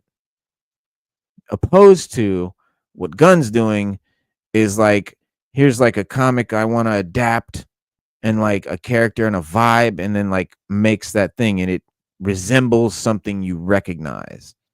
Whereas Marvel, it's not going to resemble anything you recognize because it's not made based on any comics, and it's not made for comic fans in mind. It's made for regular people in mind. They just want to sell tickets and make blockbuster movies, and they had no more ideas. And so they started dipping into like the comics to get ideas for blockbusters. And that's where we get the MCU. Then we met this guy, James Gunn, who gets hired, and he does this movie, Guardians of the Galaxy, which in my opinion was the best of the MCU. The Guardians movies are my favorite MCU movies, even though I'd never heard of the Guardians of the Galaxy personally. And I'd heard of them, but I didn't know shit about them. And it didn't matter because it was it was the movies that were great, but I didn't really understand why at first until I learned more about who this guy was, James Gunn. And I like seen him literally in a comic book store buying comics. So this is a nerd that is really a comic fan, that really buys comics, really collects them, actually reads them. Because like you got people that collect comics and they just collect slabs. They've never opened one in their life and never read a single fucking speech bubble. They're just investors, right? Just collectors. And that's fine. There's one other guy out there like that. Bruce Timm. Bruce Timm's a big comic book fan. He reads comics. He makes all the great animated shows. Yeah. Yeah, and he gives us all the beautiful DC anime that we love so much. And everybody, the first thing out of their mouths is DC makes some great anime. Well, you can thank Bruce Timm for that. He has the contract. He does it all. Absolutely. Absolutely. Let me see. Spade said Superman has a good rogues gallery that is yet to be explored in live action. I know, right? Smallville came the closest to introducing many of his villains. Smallville brought a lot of them in. And I see Gunn doing the same thing. Ultraman, that's a character we've never really seen. I mean, we kind of got that Nuclear Man kind of thing, which was supposed to be a spinoff of that Ultraman idea, but this literally being Ultraman, the clone of Superman, who under the mask, and I said I knew it. I kept saying it, like, if this is Ultraman, he's gonna be played by David Corenswet. And like everyone's like, is it gonna be Henry Cavill? Is it gonna be this? Is it gonna be that guy? I'm like, it's gonna be David fucking Corenswet. It's Ultraman. He's Superman. He's like a clone. He looks just like Superman in the comics. Why would he be played by another character or another actor rather? So when his mask came off, and they even had me thinking it was Cavill too. I was like, well, shit, is it Henry Cavill? Because somebody was like, nah, like the Snyder's Nightmare universe with the evil Superman. He's like Lex Luthor brought him through the multiverse and made him. I'm like, wow, that's like actually a crazy ass fucking idea, but nothing that complex. You have to understand something. Lex hates Superman regardless to what universe he's in. The Earth one, Lex Luthor, just hates Superman. He doesn't care what iteration he is. He just doesn't like him. He'll kill him if he can, just to have the satisfaction of killing a Superman. So he could be with the most evil Superman ever in the whole multiverse. And once he accomplishes his goal, Lex is going to double cross him and kill him because he killed the Superman. He was able to kill a Kryptonian. He hates Superman. He just hates him. Just what it is. And this movie is trying to get this country, and Superman is botching it for him. But TZ4 said, my brother made a funny point, but actually makes sense. After watching the movie, you need other heroes around Superman, or else you're just making a character who can hear every cry in the world, just leaving them hanging for half of his day, or should never have a normal life because he's saving people constantly. Constantly. That's true. Right. And that's why, it was cool to see the Justice Gang in here. You had, they came right in, and they were not affiliated, like they weren't they had their own team. It was Mr. Terrific, Guy Gardner, and Hawk Girl. They were the Justice Gang, but Mr. Terrific and Hawk Girl don't like that name. And Guy Gardner's just calling it the Justice Gang, and we're the Justice Gang, and they're like, yeah, that's a working name. And he's like, yeah, but it's gonna be our name. And they're like, yeah, but probably not. And he's like, yeah, but it is. And like it was just cool to have that not comic relief, but almost like TC24 said, like someone to take up the slack. And there's a great scene that we all see, that trailer where you saw him talking to Superman and Lois Lane talking, and out the window you saw that big green and purple like light blob. Yeah, what was that? Yeah. So basically, Lex Luthor and Lois Lane and Superman are just having this conversation, talking, and out the window you see this entity, this big giant, glowing octopus thing floating around, and you see Guy Gardner and Mr. Terrific and Hawk Girl like flying all around it, like poking at it. Like you see Gardner make like a giant baseball bat, and he's like hitting it, and they're like just like trying to fight this monster, and Superman's like not even concerned in the least, not even concerned. And him and Lois are just talking, and it's just like to illustrate that Superman, it's not just all on Superman to save everything all the time. And that's kind of the whole point of having these other characters, on the on the roster, because they can pick up the slack. You there, bro?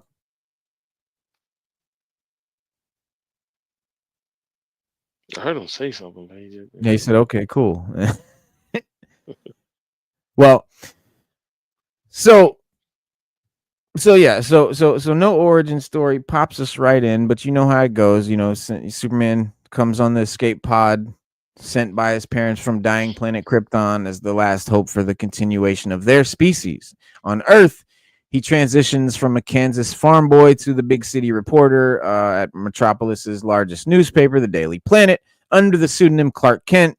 And he keeps his true identity hidden from everyone with glasses, but they're not just a pair of glasses. Like, it's not all that ridiculous that no one knows who he is with glasses on.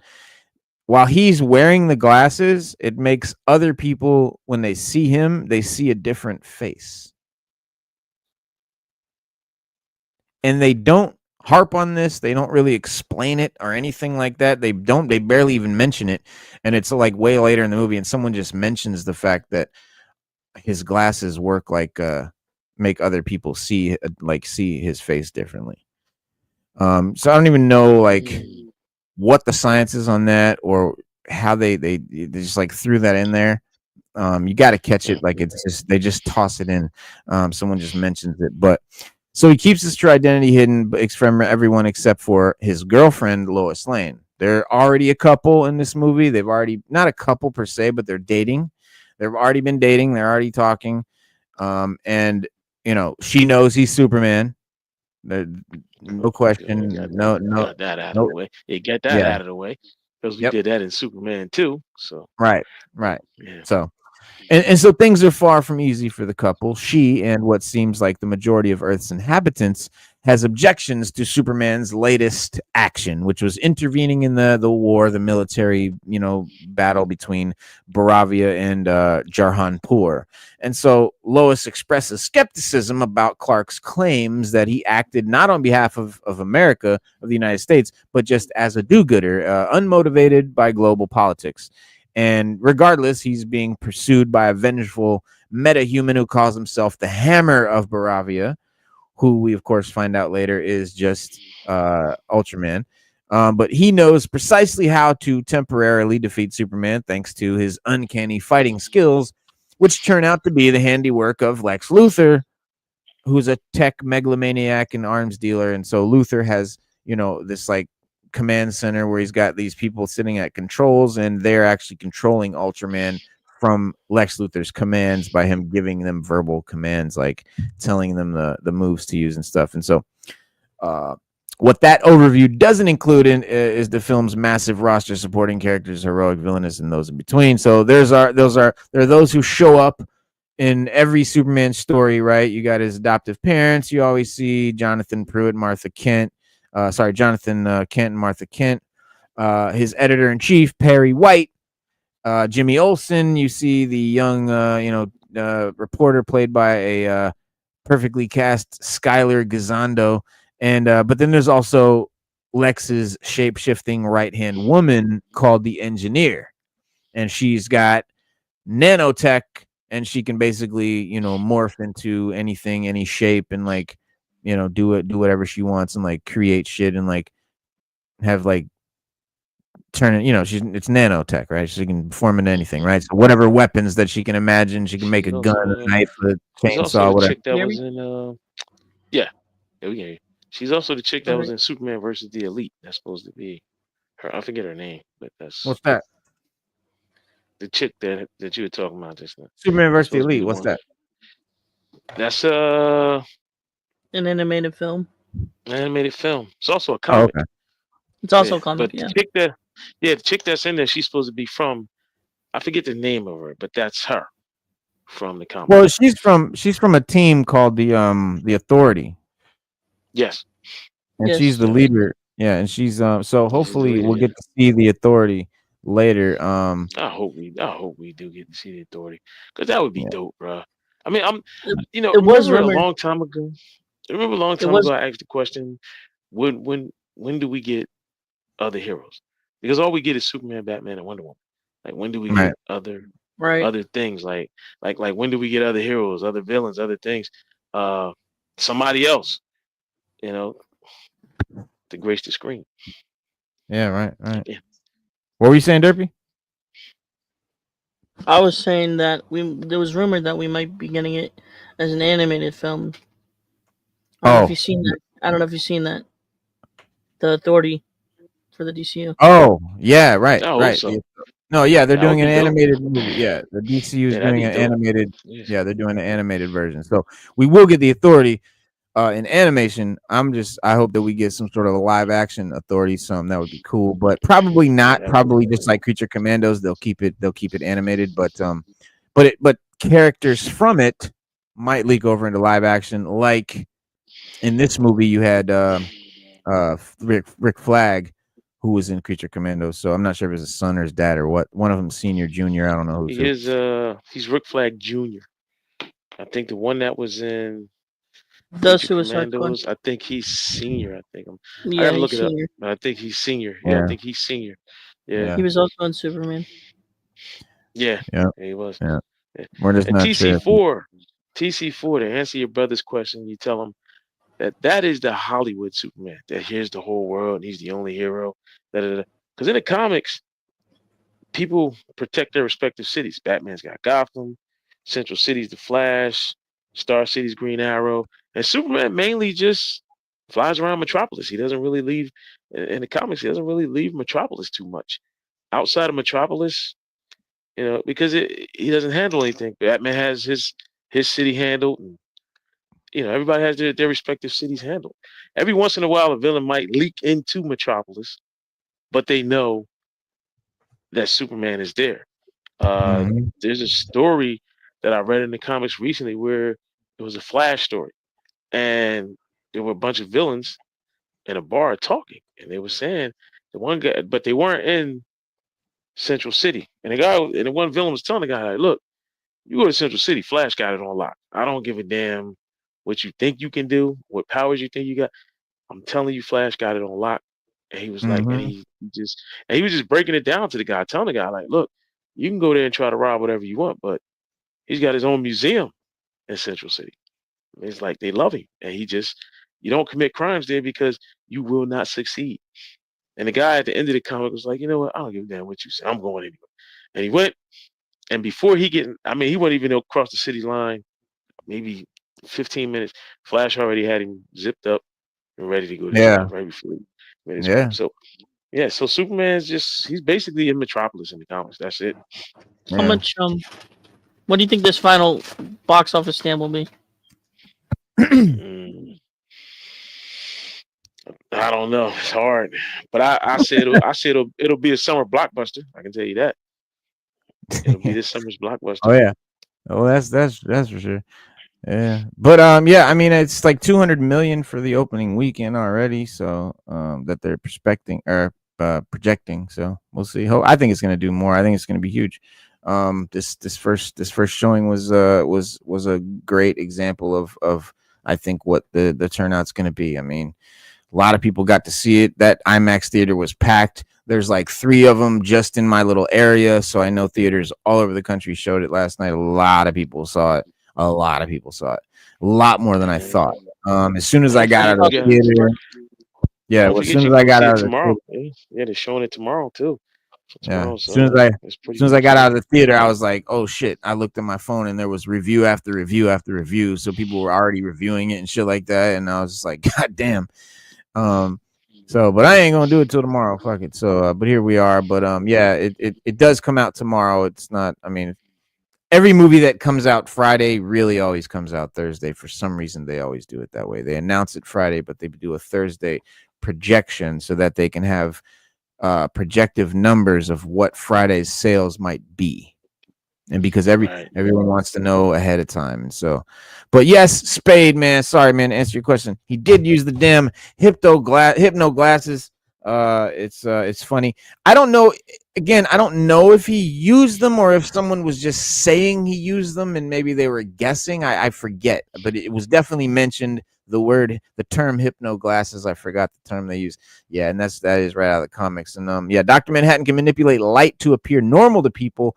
Maybe Kryptonians can do that too. Yeah, the hypno glasses, they, depending on the comic, they hypnotize people into seeing something different, or they just make you see his face different or whatever, but it's funny. We said, yeah, they switched out the name Authority for the Elites because I don't think they Yes, had full rights at the time or something. Yeah. that's true. Maxwell Lord has to hire Blue Beetle according to comics. That would Oh be yeah, cool. yeah, yeah. And Lord is in at the end, like in a little cameo scene. Is played by James Gunn's brother, and he's the kind of the Charlie of the Angels that are the Justice Gang, right? He's the kind of the boss of the Justice Gang, which is Guy Gardner, Mr. Terrific, and Hawk Girl, and of course that name may change. Metamorpho comes to join at the end, and he like, I want to join the team, and Guy Gardner's like, fuck that. You he said to Hawk Girl, he said, you want to see this ugly motherfucker's face all the time, like representing our team? He said, I don't think that's a good representation for our team. And then Metamorpho looked at him. And he said the Justice Gang. He said that's the name, Justice Gang. He said that name's awesome. And of course, Guy Gardner's like, oh, you're in, because no one likes the Justice Gang name. It's Guy Gardner's the only one that likes the name, and so when Metamorpho liked the name, he's just like, you're in. So cool little tidbits, but hopefully we get some more Metamorpho, man. Kryptonians don't have that ability, Mighty Rex. He said, I know, but the technology might. You never know. He said, yeah, he a Marvel diehard, so he was more so just talking shit because I love DC. Eat Crow Oh, last that's night. what I wanted to know. Yeah. I went with a Marvel friend, and Uh-huh. he enjoyed it very much. He said that it was better than Logan, but not better than Deadpool Wolverine, which is kind of valid. But I, in my personal opinion, I think it's still a top 5 comic book all time, in my opinion. Oh, 100%. Yeah, I second You that can't. motion. Yeah, you Top can't 500. compare them. Yeah, you can't But compare them. You gotta go. no, You gotta you go can with one compare thing. them. No, I you mean, compare I them as just comic movies. you It's like, no, and the right. You reason I can, would, but if I would the compare the Superman movie to any Marvel movie, it would be Guardians or Wolverine and Deadpool. mm, see, I can't compare them. Either I like it or I don't. I stopped doing that years ago. Either I like it or I don't. That's just it.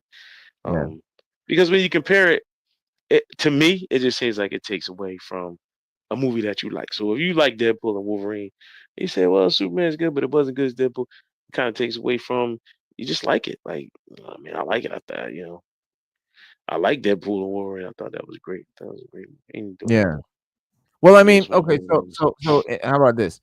In the vein that Deadpool and Wolverine is a great it's like comic book fan service in a way. It's like made for comic fans with fans of comics in mind, and stuff like that. And in that way, Superman DCU is in that way similar. Like Deadpool and Wolverine, bro, was so epic to me because I finally got to see my favorite, Wolverine, with the mask on, just Wolverining out, and when he killed all the Deadpool variants. That scene was just epic to me, and to me, that was the very first time I ever got to see Wolverine in live action. Yeah, me too. I agree with As that. many Hugh Jackman movies as there were, he never wore the fucking mask. He Never, never looked like Wolverine. never, He never. basically created his own character that I liked. I found it was very cool. I really dug the Hugh Jackman Wolverine for the movies, but I always wanted to see a comic book Wolverine in live action. We never got that. And they made this stupid joke, like they made this like mini me Wolverine, like that was the comic book version. Like, what the fuck? That's a stupid joke. And then later in the movie, you actually make the comic book version of Wolverine, kill all the Deadpool variants, and that was great. So But in that Reno, in that respect, I'll tell you what movie they will compare it to. Fantastic Four. They definitely gonna You're right. compare it to that. When that comes You're out in right. about it's 2 weeks, gonna compete they with that definitely for gonna sure. compare it to that. Yeah, they definitely gonna compare it to I'm gonna that and see say, this. "Oh, I'm gonna see Superman more than Fantastic Four. I'm gonna be real. Yeah, I'm probably well, gonna see Fantastic yeah, Four one time. I'm seeing Superman 3 times. So yeah, sheesh." yeah. Superman. Wait, you said you already saw Superman 3 times? no, I'm He said he's seeing it. going to see I'm it. He said seeing he's it two going to more see it. Oh, times. you're gonna see it 2 more times? Yeah, Yeah. Yeah. bro. He's Look at his shirt. Yeah. that shirt is hard. You notice anything about it, Stu? Is it on fire? This is my Outcast shirt. This is It's my your Outcast. outcast shirt. I Listen to me. I wanted to get the Superman T-shirt just for tonight's show, y'all. I just wanted to have the Superman T-shirt for tonight's show. So I looked it up. I looked it up on Walmart's. I went on the website. They said they had some. I called the store. They said they had some.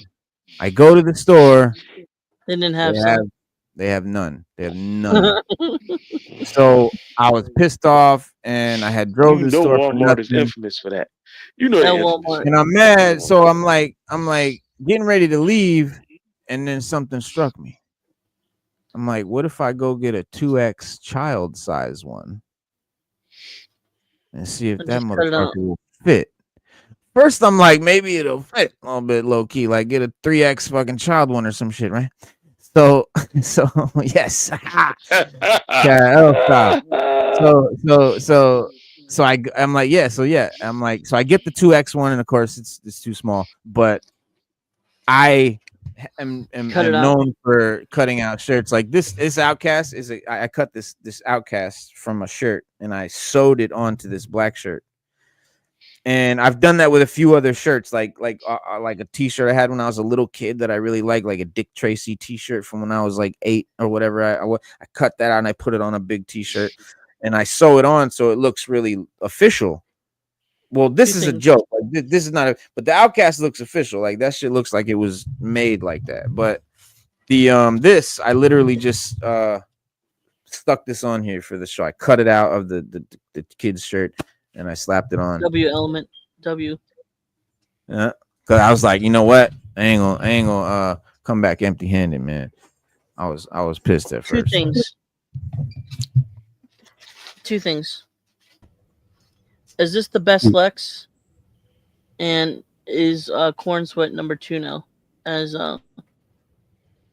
like No top and 4 yes. Superman, top 5. No and yes. No and yes. No, he's not the best Lex. But that's only because I'm a traditionalist, and I just something about Hugh Jackman or Gene Hackman's Lex was just so classic and epic. But Kevin Spacey is a phenomenal Lex Luthor. I never watched any of the TV shows. This Nicholas Hoult Lex Luthor is a very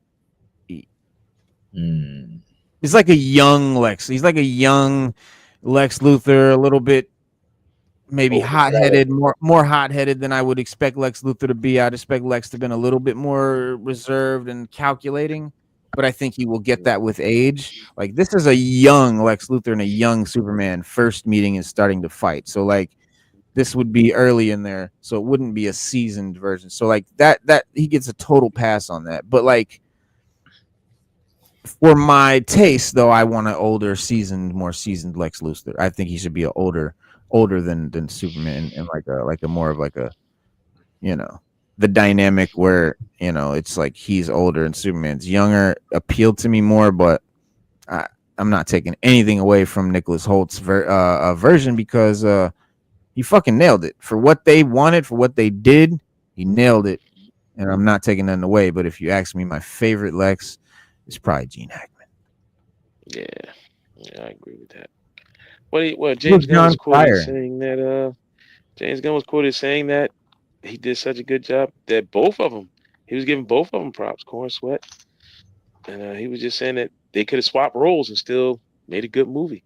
Well, Nicholas Hoult, yeah, he auditioned for Superman. He obviously didn't get the role, but it was funny. He was saying, like, I went in to audition and I came out thinking I nailed it, and I see Corn Sweat sitting there, and I'm like, fuck, that's he's getting the role. He's getting the role. Raw Talk, what's up? What's going on? How's everyone? Long time no see. Yeah, man. I would have been on Saturday, but we had some storms come through, man, and shut down power and get power back at a certain time, and things. Yo, Derpy, man. Salute, man. Appreciate you for coming on. My bad. I didn't mean to interrupt you, bro. But Derpy just left. So, but my bad. Plainfield got devastated a little something. Yes, it did. Yes, it did. Oh, it's crazy. I got family up there. Yeah, I got family up that way, man. We would call them to check on them. Yeah. But you know, that's a high praise right there, I think. Spade. He said a friend of his said that the movie felt like Smallville season 11. And I know that's high praise because I know fans of Superman really love Smallville. I know people really did like Smallville. People love Smallville. Yeah. Get the DVD of Smallville, and you'll see why. I mean, they really stuck to the early years of Superman, and it was definitely one of the best series of Superman besides the latest one they have on WB. But Smallville definitely is something you can get into. I watched it every time it came on, man. It's just dope. Hell yeah. Yeah. I just never personally I never watched network TV. Like, I just don't like network TV just as a rule, just in general. Like, there's exceptions to the rule, like maybe Breaking Bad or Mad Men, but that's only because they seem more like, you know, premium HBO shows or something like that. But I've tried so many times to get into like you know, what are like WB or what is whoever like Flash. Yeah, Flash, Arrow, Flash Superman, all the Arrowverse is tough. Gotham Flash was the only one I watched. Yeah, and Gotham I watched. Yeah. People love Arrow. People love I Arrow. love the Arrowverse. The Arrowverse is tough, man. Yeah, people like that. Arrow, And Arrow, like, I did watch a couple of like the first couple episodes, and the fighting, the choreography was amazing. Yeah, I mean, they do good on TV and animation. Is for so long they had to get the movies right because it was like a disconnect. But and for now, I mean, I guess, you know, James Gunn seen that he you know, him being a comic fan, he's watching those shows too, I believe, and he's looking like, yo, why is there such a disconnect? So now he decided to connect everything together. That way, there's no issues, no deviations and stuff like that. But but the best Superman in the world is still Christopher Reeves. I don't care what anybody says. I agree with that. My favorite Batman is always going to be Adam West because that's what I grew up watching. You know, Christopher Reeve, man, that guy embodied the character of Superman. Now you had Reeves in the beginning. You had the other Reeves, in the black and white, He That was was his great father. too for his That time. was He his was father. great. Yeah, that was his dad. Yeah, Was that was his it? dad. I didn't think Yeah, that that was was his his father. dad. No, No, I that's don't his think real that was father. his dad. Who are y'all That's his talking about? father. That's Who? not his The father. No, Yes, it that's a is. different Reeves. Because he No, is that how the can one he? that committed suicide, right? That's the one Yeah, that, but that's that not really his thought he father. could fly and Yeah, jumped but off that wasn't his the father. building. No, that was just a guy also named Reeves, but it wasn't his father. So Christopher Reeve is Reeve, and then Yeah, there's Reeves. Reeves, There's yeah, yeah. two different exactly. names. Yeah, Christopher Yeah, Reeve is Reeve without a S. And then you have Matt Reeves because who does people the used to make Batman, and yeah, that's not because people related. used to make wild jokes about that, and I found that kind of disheartening. Like, yeah, Yeah, with the committing the suicide with the gun, the first, I didn't like that, because you don't never know what a person go through. As an actor, he plays a role. He's not Superman. right, right. You know, but Exactly.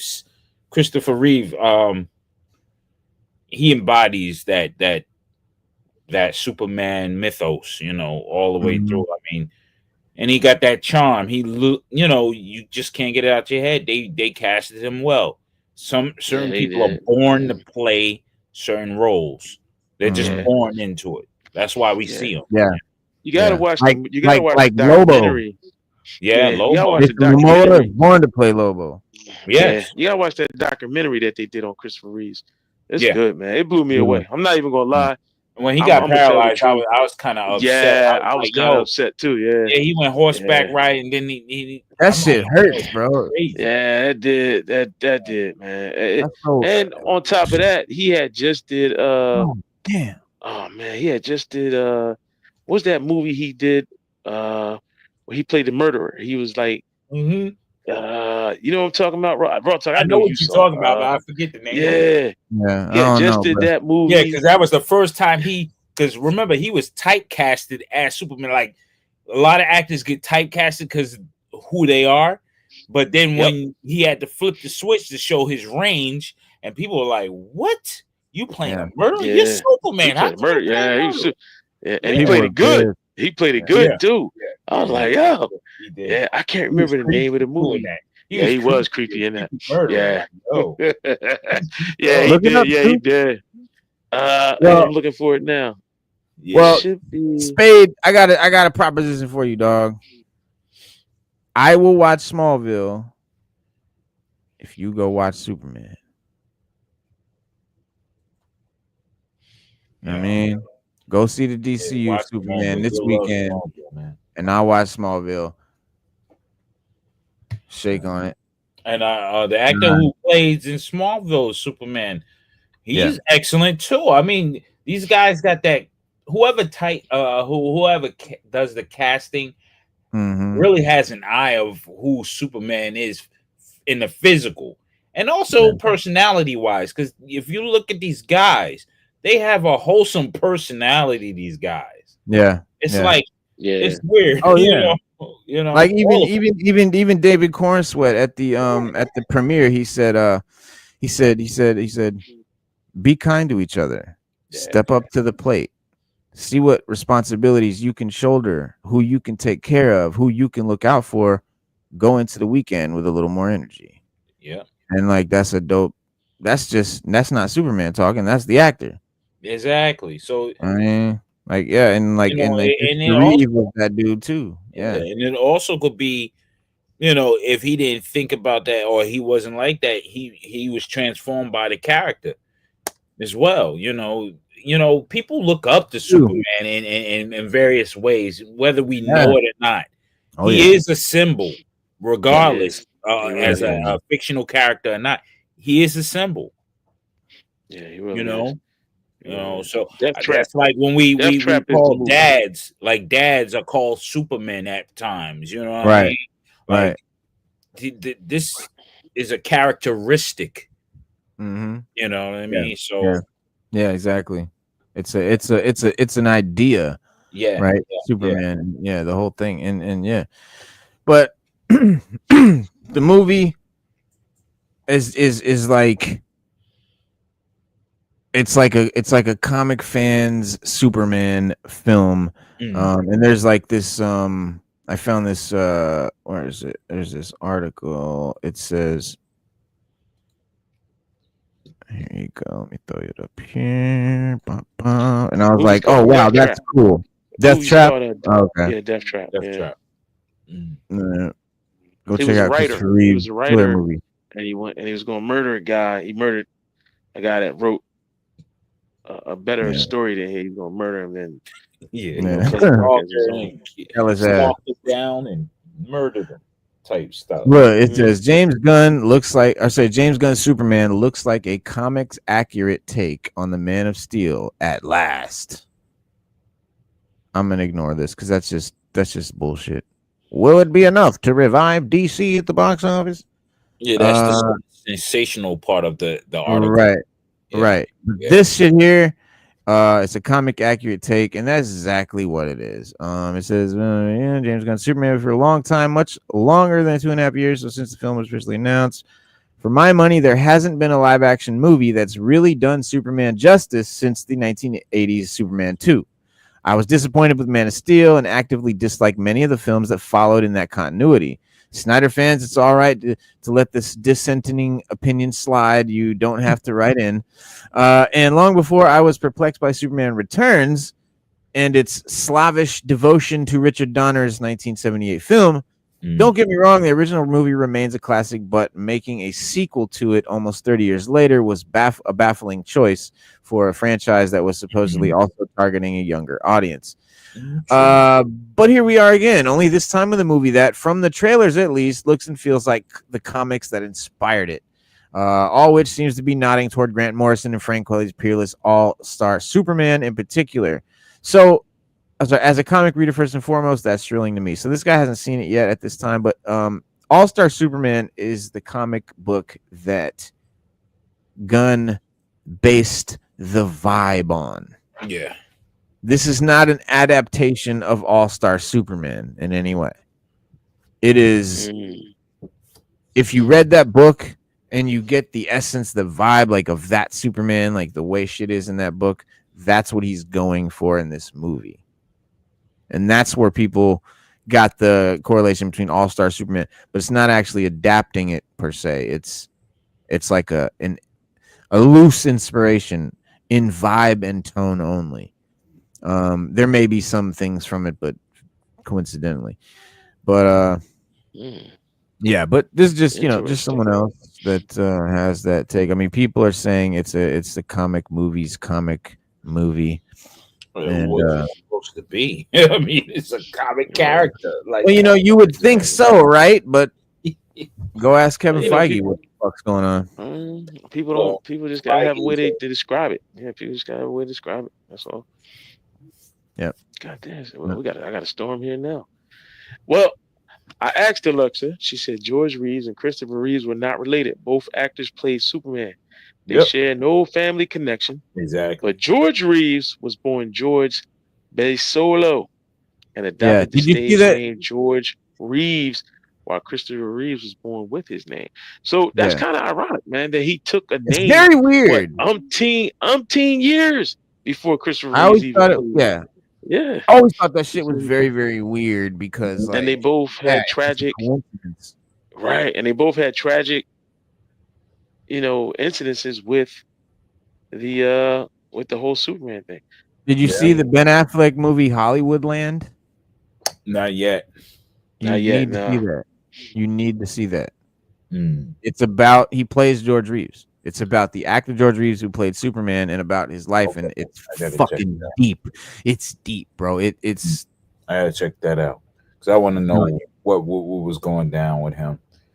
Because I always watch the old shows and the old shows and stuff like that, and he was pretty dope. I like the black and white shows and stuff like that. That's my thing. Yeah, I be watching those. You get in the mood, you watch. I love the silent Superman from the 40s. That's my shit. Oh, the earlier Batman and Robin. Are you kidding me? Dope. Yeah. He fought Charlie Chan or whatever. I forget it. It wasn't Charlie Chan. It was another sinister. It was crazy. Another evil Asian. No, raw talk. You know what I like, and this gonna sound weird. I ain't evil Asian stereotype. But you know what I really like that I really be getting into? when it comes on TV, it comes on Turner Classic Movies sometimes. The Green Hornet. Oh, The Green Hornet is so yeah. dope. yeah. Kato. That joint Bruce from Lee, the bro. 60s or the 50s, that is so dope. I want that car. I want the Black Beauty. Yo, that Oh, yeah. is Yeah. the dopest. Yo, they don't, and you got Bruce Lee. They don't make TV like that no more. I just don't get it, man. They just don't make TV like that. Different time, So man. good. It was just I a know. whole different time. Things were had more integrity, I would say, instead of degradation. You Mm. know, because we live in a time where Yeah, right there. Say that again. You can say that know, again. yeah, integrity instead of degradation, because everything we see now is derogatory towards a lot of things. You know, where back in the day you stood on principles, you stood on foundations of right and wrong. You know, what's right, what's wrong is wrong, you know. So but now they want everything to be gray area. And there's really no need for gray areas. You know, Yeah, you honestly, don't have to please everybody and keep it yeah, neutral and this shit. Movies never used to do that. They just made the No. movie, and for whoever And was kept it for, if moving. you liked it, you liked it. That's yeah, if you exactly. didn't like it, Yeah. not You for you. know, because people want to throw in this doubt and gray area spot. There's no need for none of that, man. Just do Nah, what you do nah. and live how you Keep it. live Yep. properly. And keep it going. That's it. Yep. And keep it Mhm. going. Yeah. Mhm. Keep it going. And keep it moving. Man, sure. Yeah. And keep it rolling. I didn't see the movie Superman, but I love the spoilers, and I'm still going to see the movie. Take my boys to see the movie. Bruh, Have some you fun. have. It's fun. I had a good time last night. Me and my son went and seen it together. Nice. It was dope, Nice. bro. It was a good. Nice. I'm definitely going to Awesome. see it because I like. Awesome. I tell you, Crypto is going to be that One of dude. my favorite things about the movie. Yo, the Easily, Crypto he's looks that dog. just like my dog. He Yeah. looks just like my Oh, yeah. dog. My dog is a golden doodle, so Mhm. they're smart dogs, but they're wild when they want to be, Yeah. like playfully wild, and that's what Right. he is. He's playfully wild. I'm like, yo, yeah, I gotta watch it. Oh, yeah, it's definitely a great character in the movie. Crypto is and then to find out that when Kara comes in and she's just like, "Where's my dog?" and Crypto just comes and just starts fucking her up, and she's just like laughing, and Crypto's like banging her into the ground, like cracking the floor, like bashing her into the floor. She's just laughing, just hysterically laughing. And like you see why Crypto is the way he is, like, because that's his master, and it's just funny as fuck. And And like wild, she's so dope. Yeah. and she's his older cousin. Like I said earlier, I was on the show earlier. Warlord Cypher, that's my other alter ego, as I okay. yeah. But Yeah. I was on the train and stuff, and I didn't want to disrupt by going on live, you know. Yeah. But yeah, man. Never that. She's gonna look at Superman as, because he is, even though they're like in the same age, because he grew faster or whatever, however the ships came to Earth, but she's still the older cousin. So she's gonna look at him like, look, you're gonna have to straighten this out, or Yeah. that's how it has to be. Because to her, he's the little dude. Right. And she was like, "Thanks for watching my dog, bitch." And I was like, "Yo, that's fucking." It's just great. It just tells you what type of character it is. It just tells you what the movie's gonna be like. And I'm telling you, like, that shit made me even more excited to see Supergirl than I was before, which I already was really excited. And that's before I found out Lobo was gonna be in it. Oh yeah, I was super excited about it because it's apparently like almost directly adapted from a particular comic. And that is very appealing to me, that you're adapting a comic, because it means that I can go to a comic and see recognizable shit on the screen that I recognize from the comic. And that just makes it fun. I don't know, that's what I want. It's what I like. And Supergirl Woman of Tomorrow is a phenomenal comic by Tom King, and Tom King is writing the script of the movie. How Marvel seems to have lost their fucking minds. You have comic writers who created these amazing stories and these amazing characters. Yeah. And you what? Don't let them write the movie? Or don't consult them on how. Don't even ask them shit? Yeah. It's crazy. And I think it was bothersome to Feige where he had to get Stan Lee's opinion on things. And now that you don't have Stan, rest in peace to Stan, rest in peace. on a ride. If you didn't look at it, look at the timeline. As soon as Stan passed away, shit went downhill. Really? Big time. Look at it. Yeah, So it's big like, time. you know, but I really, And that's- you know what? and- Because you know what, Rotel? Because I think Stan Lee kind of was the buffer between what they could and couldn't do. Like I think he wasn't controlling shit, but I think he wasn't really controlling shit. Yeah, But I think he had say. I think he had but say. I think it was more along the fact that they just were like, well, Stan's gonna see it. We don't want Stan to see it, or make sure Stan don't see that, or let's do this because Stan will see it. Like it's more of like worried about like representing for Stan and like, you know what I mean, not pissing him off or not. But then now that he's gone, they're not worried about that anymore. Yeah, exactly. Like, Nah, they're not. Tell. Yeah, You they're can not. tell. Because he said when they did the first Spider-Man movies, he told Tobey Maguire. He said Tobey Maguire came and said, "I want to be on screen. I want my face on screen, 85% of the time." And Stan Lee said, I had to sit down and tell the kid, like, look, the movie's called Spider-Man, not Peter Parker. Like you're playing Peter Parker, but people want to see you in the suit jumping around being Spider-Man. That's what they come to see. They're not coming to see you as Peter Parker. Nobody wants. He said, listen, nobody wants to see you doing it. They want to see Spider-Man. That's what they want to see, and that's what we got to give them. Here's the crazy caveat, though. This is why those actors have trouble with that idea, because they want to be seen on camera. But it's mostly the stuntmen who are in those suits, not them. Yes, it's not the actor, right? Even Mandalorian is not Pedro Pascal most of the time. Very rarely, in fact, you find out 90% of this shit is this other guy. Yeah.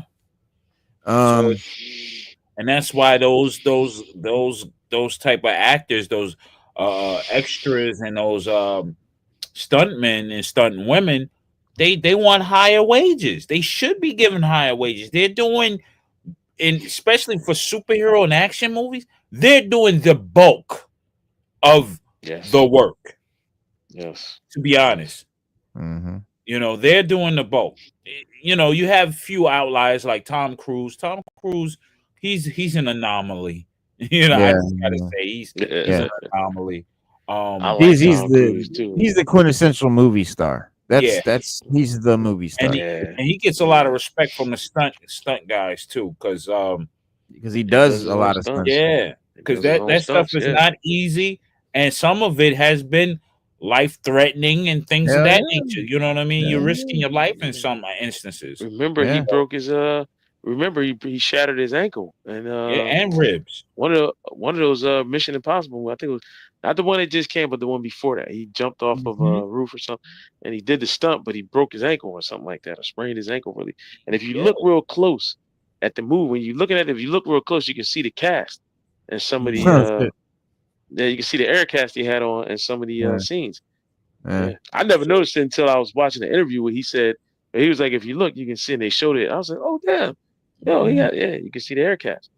Yeah, so Anna Nagiro wrote the script. Tom King approved it, but Tom King is definitely consulting. He's definitely there. He's definitely a part of it, a part of the process, a part of the creation of the movie, and that's just really cool. And you know, we're starting to see Marvel including, you know, Jonathan Hickman and a lot of Jonathan Hickman ideas and you know, writing and stuff.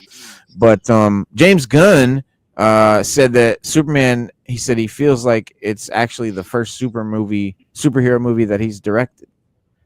And we know that he's directed a number of comic book based films in the past, you know, of all different, obviously Guardians, the Suicide Squad and all that, but he still views Superman as his first real superhero movie. And what he said was, he said, yeah, that's true. He said, so he's responding to this comparison, you know, between him and Feige, right? MCU, DCU thing. And so he had an interview with Games Radar, and Gunn explained why he feels Superman is actually the first superhero movie. He said, "Yeah, that's true, except Kevin has a lot of stuff that Kevin has to do a lot of stuff that Peter does. So it's Peter Safran and James Gunn. Peter Safran does all the business stuff. Gunn does all the creative stuff." And he's saying that the thing is, you know, you're comparing me to Feige, but he said Feige does the Peter stuff too. And he said Peter takes care of a lot of that for me. He said my partner. So he said in one way, though, it's weird because you say I've made superhero movies with Marvel, but I really didn't. Guardians, he said Guardians were space adventures. They really weren't superheroes. They didn't have secret identities or masks or costumes. Or they had superpowers, but they weren't really superpowers. They were just the powers of whatever alien they were, whatever they were from. And so I think that really, in a lot of ways, this is my first superhero movie because even the Suicide Squad were supervillains.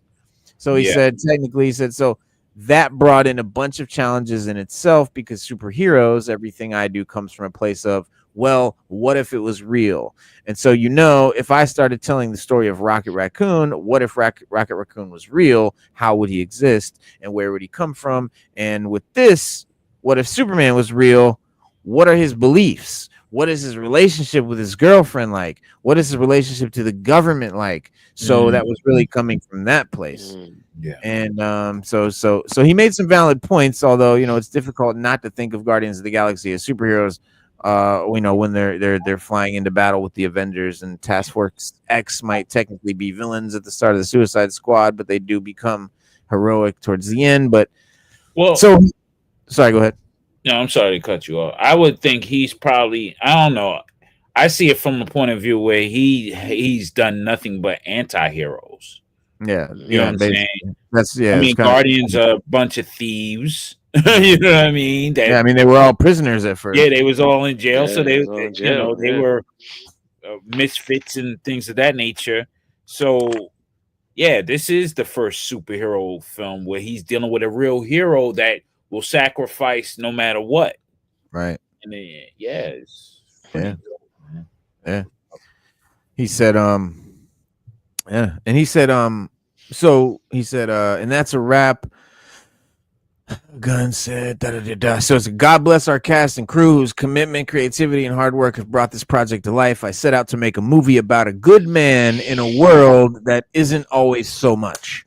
And the goodness and kindness and love I've encountered on a daily basis on the set has inspired me and thrust me forward when I felt too spent to move on my own. Thank you all from the bottom of my heart. It's been an honor. The destination has been Superman, but the journey has been the toil and the laughter and the emotions and the ideas and magic we've shared together on set. And for that, I am forever grateful. And what do you say? In his signature style, James Gunn takes on the original superhero in a newly imagined DC universe. Oh, that's not him talking. I was just reading that. So, but yeah, that was said about that. So I think that's important, man. That just makes you know how the rest of the DCU is going to go, and it's exciting. No post credit. Yes, there was a post credit. Okay, you missed that part. So I did show a little post credit scene where you just have Superman sitting on the moon looking at Earth, and like Crypto kind of gets around his and like hugs him, kind of like that, and like, you know, everyone's like, oh. And then at the end credits, I didn't see them. I don't know what it is. You didn't see the end credits? Maybe somebody put it up on YouTube. You know, somebody, they do that stuff. I walked out early, man. I swear to God. Oh man, because Bruce Wayne had to show up. See, I that's what I feel. I think, and I can't wait to see it. I think Bruce shows up, not Batman, but Bruce Wayne. I don't know about that. Bruce Wayne thing. I don't know about that. Where's Derpy at? Is Derpy still here? No, I don't know. He might have had to go. She bounced. He might have left. Yeah. So Derpy. I know he saw it too, but okay. But So yeah, there's articles about it. You can find some. I'm sure. All right, The cool. second one, he said, the second one is of more for a comedic post credit. Yeah, it's the second one at the end. It's just gonna be like a joke, something funny or silly. It'd be a great way to even, you know, because we're talking about that universe, and you already have Kara coming, right? Yeah, And yeah. it'd be ill if Bruce shows up or something to that effect. From what I understand, they haven't cast him yet. They don't know who Bruce is gonna be yet. They are it's between like Oh, well, there's just Mr. Terrific. Okay. yeah, just Soups and Mr. Terrific in the Yeah, post credit scene. same Okay. head channel. Same head Nah, channel. I'm like, what the hell? nah, What happened? because okay, so after the first post credit scene, I just light come something like told me, like I was just like, nah, there's nothing gonna be at the end. I don't know why I said that. My son was like, "Are you sure?" And I'm like, "Yeah, they're not. He's not gonna do like a post credit scene because the way the first the mid credit scene was literally like nothing." And I'm just like, "Yeah, they're not gonna do anything else. He doesn't have anything else yet." And so I just left. But I knew if they did have something, it would be something silly that I can catch later. So I guess I kind of just chose to leave because I had to get. It was late as fuck, and I had still an hour ride to get home. I drove an hour to this IMAX where this hour IMAX theater was. Okay. And that's at 7 p.m. Movie gets out at like 9:30. I got to drive another hour home. I got to work the next morning. I'm like, yeah, I'm trying to go. So that's probably what it was. But I still slipped. I should have waited, but I slipped. I don't know. My bad. Yeah.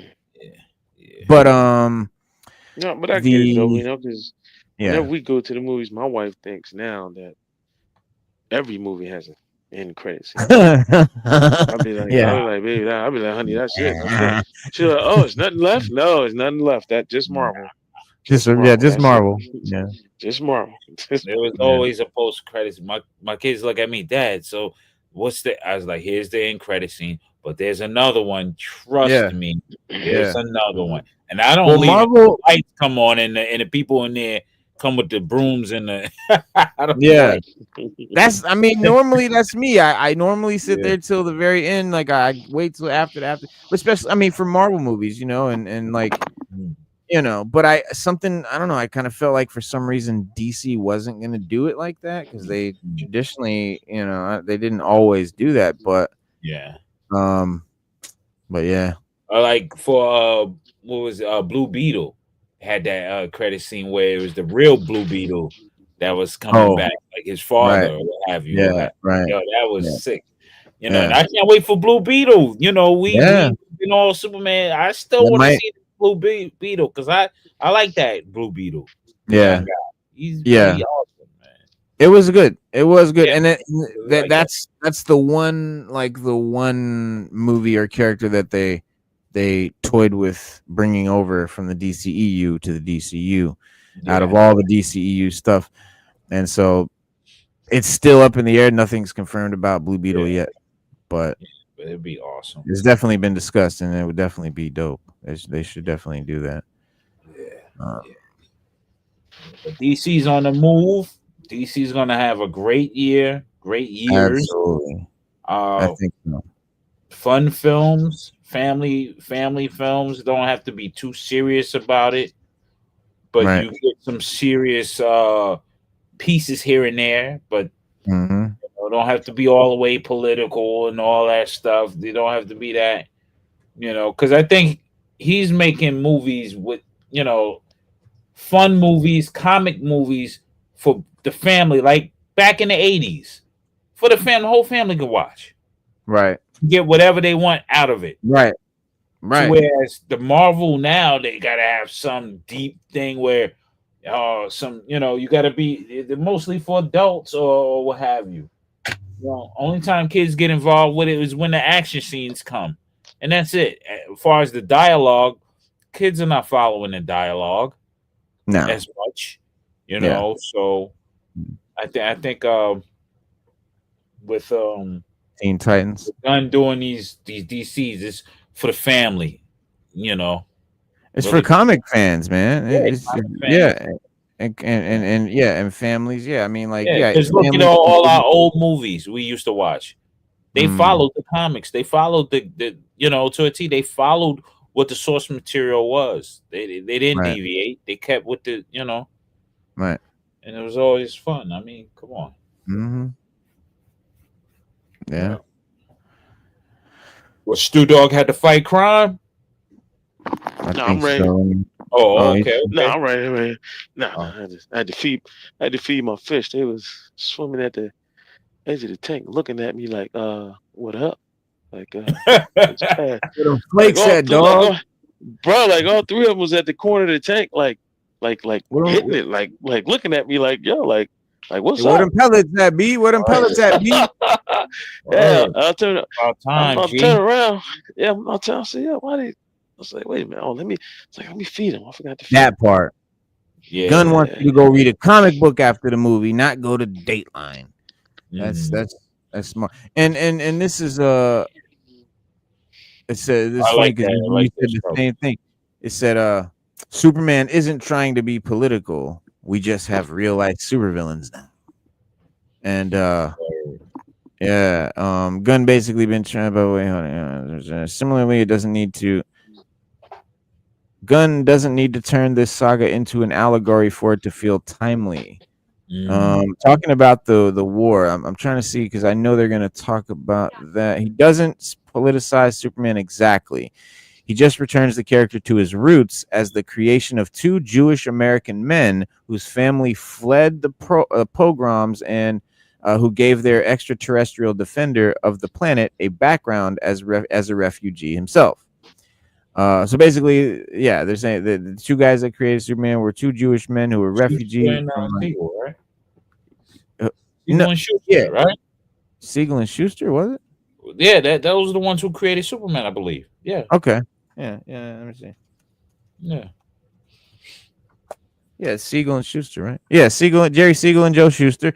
Okay. Yeah, two Jewish men, and they were refugees, and that's why they created Superman as a refugee. Superman and his alter ego Clark Kent, played ably by Corn Sweat, with assurance and frustrated naivete, is both an intensely American farm boy from Kansas and an alien survivor from a far-off civilization that has since been destroyed.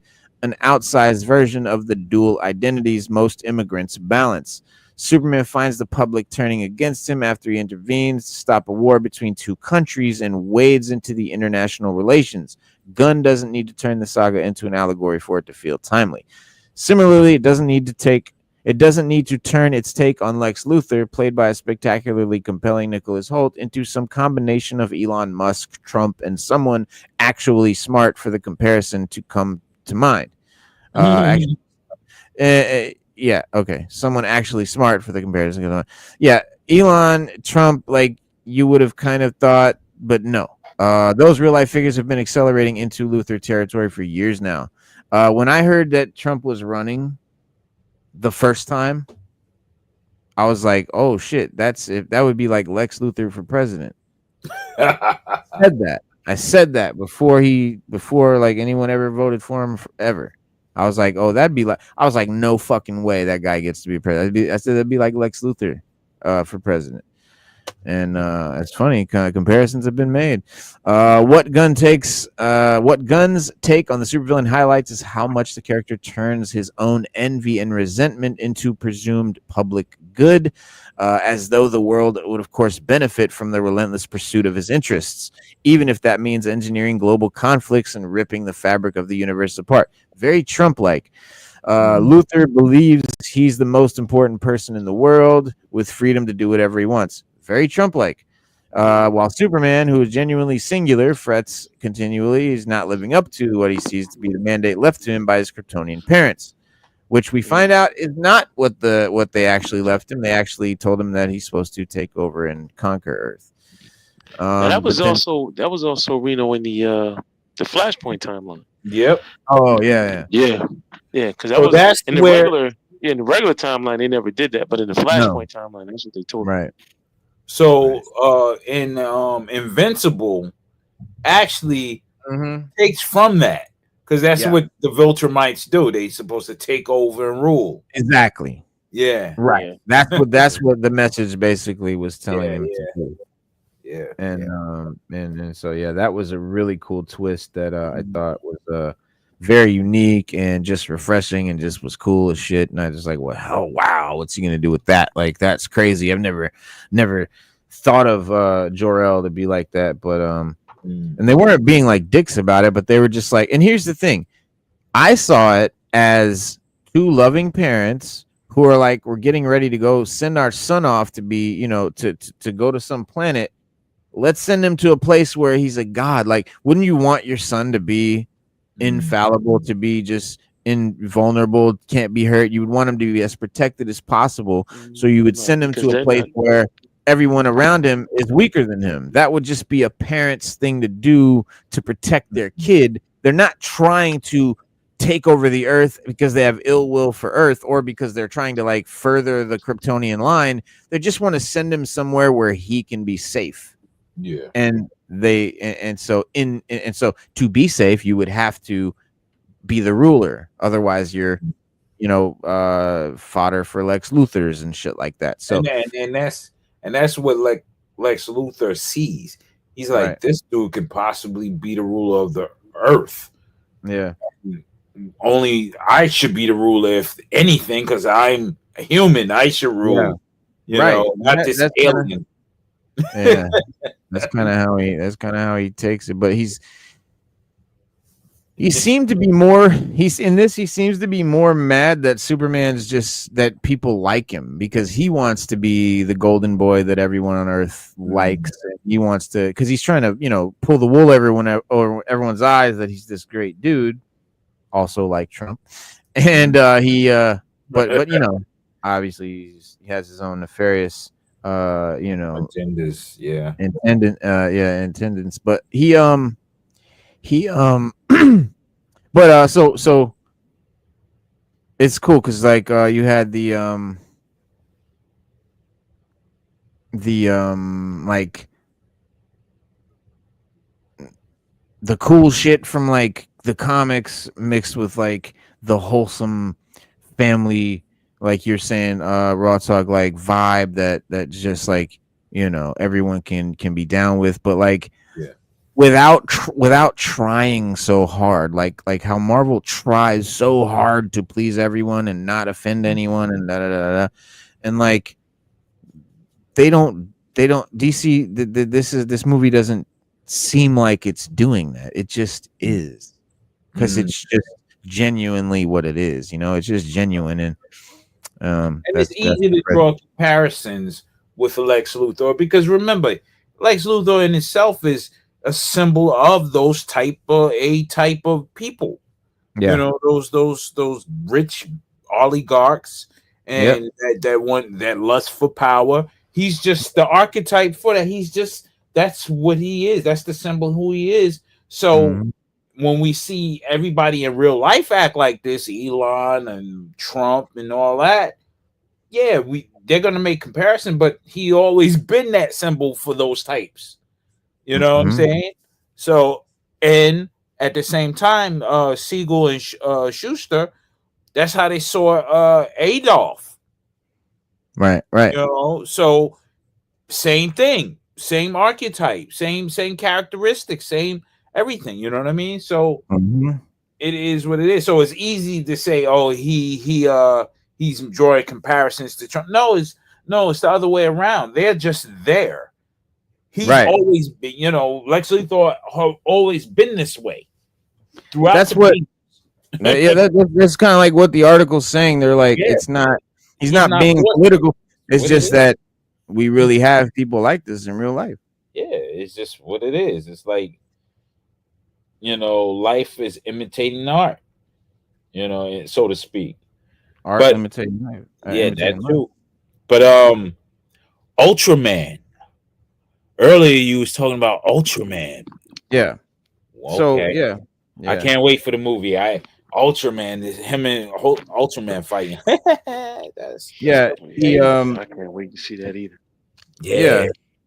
he reveals, he pulls off his mask and reveals that, you know, and it blows his mind because he's like, oh shit, you know, it's me. And which I always said that I knew it was going to be Corn Sweat playing Ultraman. If it's Ultraman, it's got to be played by Corn Sweat because he's an exact copy of Superman.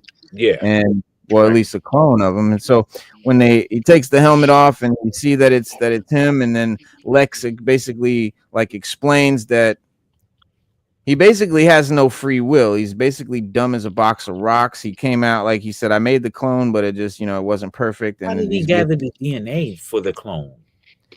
he somehow got he explained it. Somehow he got his hair. Somehow he got his hair, he said. And so he used some of his hair and like but I don't know how he got the hair. I forget. It wasn't really clear, or he mumbled it or whatever. But he so he takes the DNA, makes the clone. The clone comes out like a little bit half cooked, and he's kind of dumb. But so what Lex does is he's got these drones that fly around, and they're cameras that always are looking at everything going on with Ultraman. And so he's got a command center with people at, you know, little control stations, and he basically stands there watching the monitor and seeing everything, and he tells them like, you know, do move A6, and then they'll type in A6, and then Ultraman will uppercut him. Right, Street Fighter style, right? So he'll be like, do B4, and so like while he's fighting Superman and picking him up, throwing him, slamming him on shit, kneeing him, doing all this shit, all the while you hear Lex going A6, G4, G2, HG, like that, and they're like doing the commands, so he's literally controlling him, and then he's got Ultraman has a speaker on his chest where Lex's voice comes out, so he's talking to Superman through the chest of Ultraman while he's fighting him and shit. So what TC24 says, over the 3 years they had battle. So this picks up to where they were battling before. So this is just we're just dropped in the middle of whatever now. Yeah, that's what's up. Okay, I got it now. Okay. There's no start, no ending. We're just in the middle. Nice. Yeah, also Raw Talk, Superboy is a clone of Superman. Of course, yes, definitely. Connell is the or Connor Kent. Yeah. But in all iterations, he did the one that was in what was it, Justice League Unlimited, when he was the clone and he had the patches that gave him the full powers. Lex Luthor mixed his DNA. Yeah, I remember that. The Kryptonian DNA. Yeah, that's even why in the Titan show. In a Titan show on HBO's Titan show. He has Lex's DNA. Yeah, and his powers are limited. But Lex in the Justice League Unlimited, he gave him these patches, and the patches gave him the full Kryptonian abilities. And he was like just as strong as Superman, but he's always been, you know, mentally confused. Yeah. And Lex always played with his brain. Yeah. But remember in the death of Superman, the other Superboy was a clone, but he had the full range of powers, Kryptonian powers, Yeah. And that's the one with the black jacket. That's the one with the leather jacket. Yep. The movie star style. The cool kid. Yeah. Check it out. He was the strongest. Yeah. 3 decades ago. Okay. 3 decades ago. No, up at the top it says 3 centuries ago. So 300 years ago, the first superpowered beings known as metahumans appeared on Earth, ushering in a new era of gods and monsters. 3 decades ago, an extraterrestrial baby was sent in a spacecraft to Earth and adopted by Kansas farmers. 3 years ago, the baby, now grown, announced himself as Superman, the most powerful metahuman of all. And that's when Superman stopped the country of Baravia from invading and fucking up this other country, which sparked controversy around the world and pissed off Lex Luthor. And 3 hours ago, a metahuman named the Hammer of Baravia attacked Superman in the city of Metropolis. And then that's when this is how the movie starts. And then you see him fall to the earth, boom, like Yamcha, all bloody. And he calls Crypto, and Crypto comes and he's like, take me home. And Crypto's just like fucking with him and like jumping on him and shit. And he's like, ah. And just Crypto's just like fucking him up. And we just see this like, did you say like Yamcha? yeah. Yamcha do be getting beat up. No, so there's a literal image of Yamcha when he gets like thrown to the ground, to the earth, and he's like in a crater, and the way he's laying, the exact positions of his hands and arms and legs like are exactly specifically how Gunn had Superman lay. Yeah, that was just no question. There's no question that was a shout out. No question. It's definitely was a shout out. Yeah, it's true. Yeah, because Gunn's got younger kids, right? I believe he has younger kids. Yeah. I'm quite sure he came across Dragon Ball Z. He had to. Oh yeah. Come on, there's definitely nods to that and other shit too in this movie. It's in college. Mm-hmm. He's probably watched it too. Gunn. Everybody's around the same age anyway. Right. Yeah.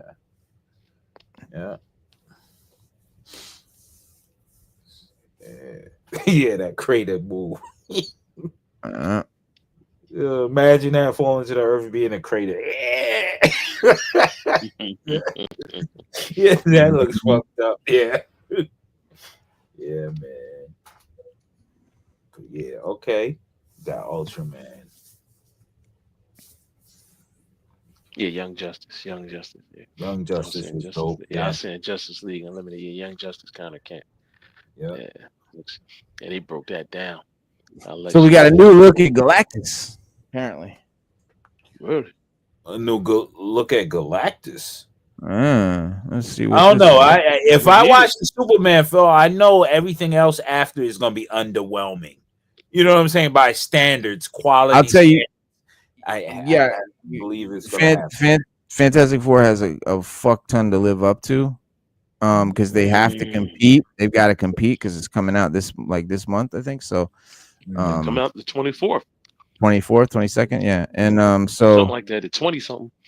Last Friday, second to last Friday. Last Friday. And it's strange too. Usually Hollywood will announce the kickoff of the super movie summer, the action-packed movie summer. They haven't done it this year. They haven't done it. Yeah. They came in quietly. There was no real big movie to bounce off or start off the year. Usually you catch it in like May. It's the start of the big movie season. Mm-hmm. There was nothing like that. It's been quiet. Yeah, July 24th. Yeah, it's been a lull in the superhero movies, but yeah, Sandman. I haven't started season 2 yet, but it's in my watch list. Season 1 was crazy. Yeah, Sandman's a great show. It's over now. There won't be any more because Neil Gaiman, the guy that wrote and created Sandman, is completely canceled because he totally sexually harassed tons of women, one of those deals, and so he's done. They canceled. They canceled after that. You know those masterclass videos? I don't know if you heard of master classes. So he did one. It was for writing, and they took him off. I was literally going to get the master class because he was in it, and they took him out, and I don't want it anymore. Damn, it's crazy. They took his whole career. They fucked his whole career. Sandman, everything. I understand dudes, man. I never understood it. Okay, you have this certain power, like Spider-Man is with great power comes great responsibility. I'll tell you what it is with him. He got older, and here's what happens. These guys, he was a really attractive young dude. He was a writer. He was a very rich dude, and he got whatever he whenever he wanted it. But then he starts to age a little bit, but he still thinks he can act like 30-year-old Neil Gaiman and flirt and act with young chicks. And he just ain't what he used to be. And so women ain't responding the way that they used to respond, but he's not necessarily catching that right away because he's just already thinking it's this other way. Yeah, and he and has then, to realize shit changed. and he don't know that these broads out here for a paycheck now. He Right. don't know that's the trap now. Nope.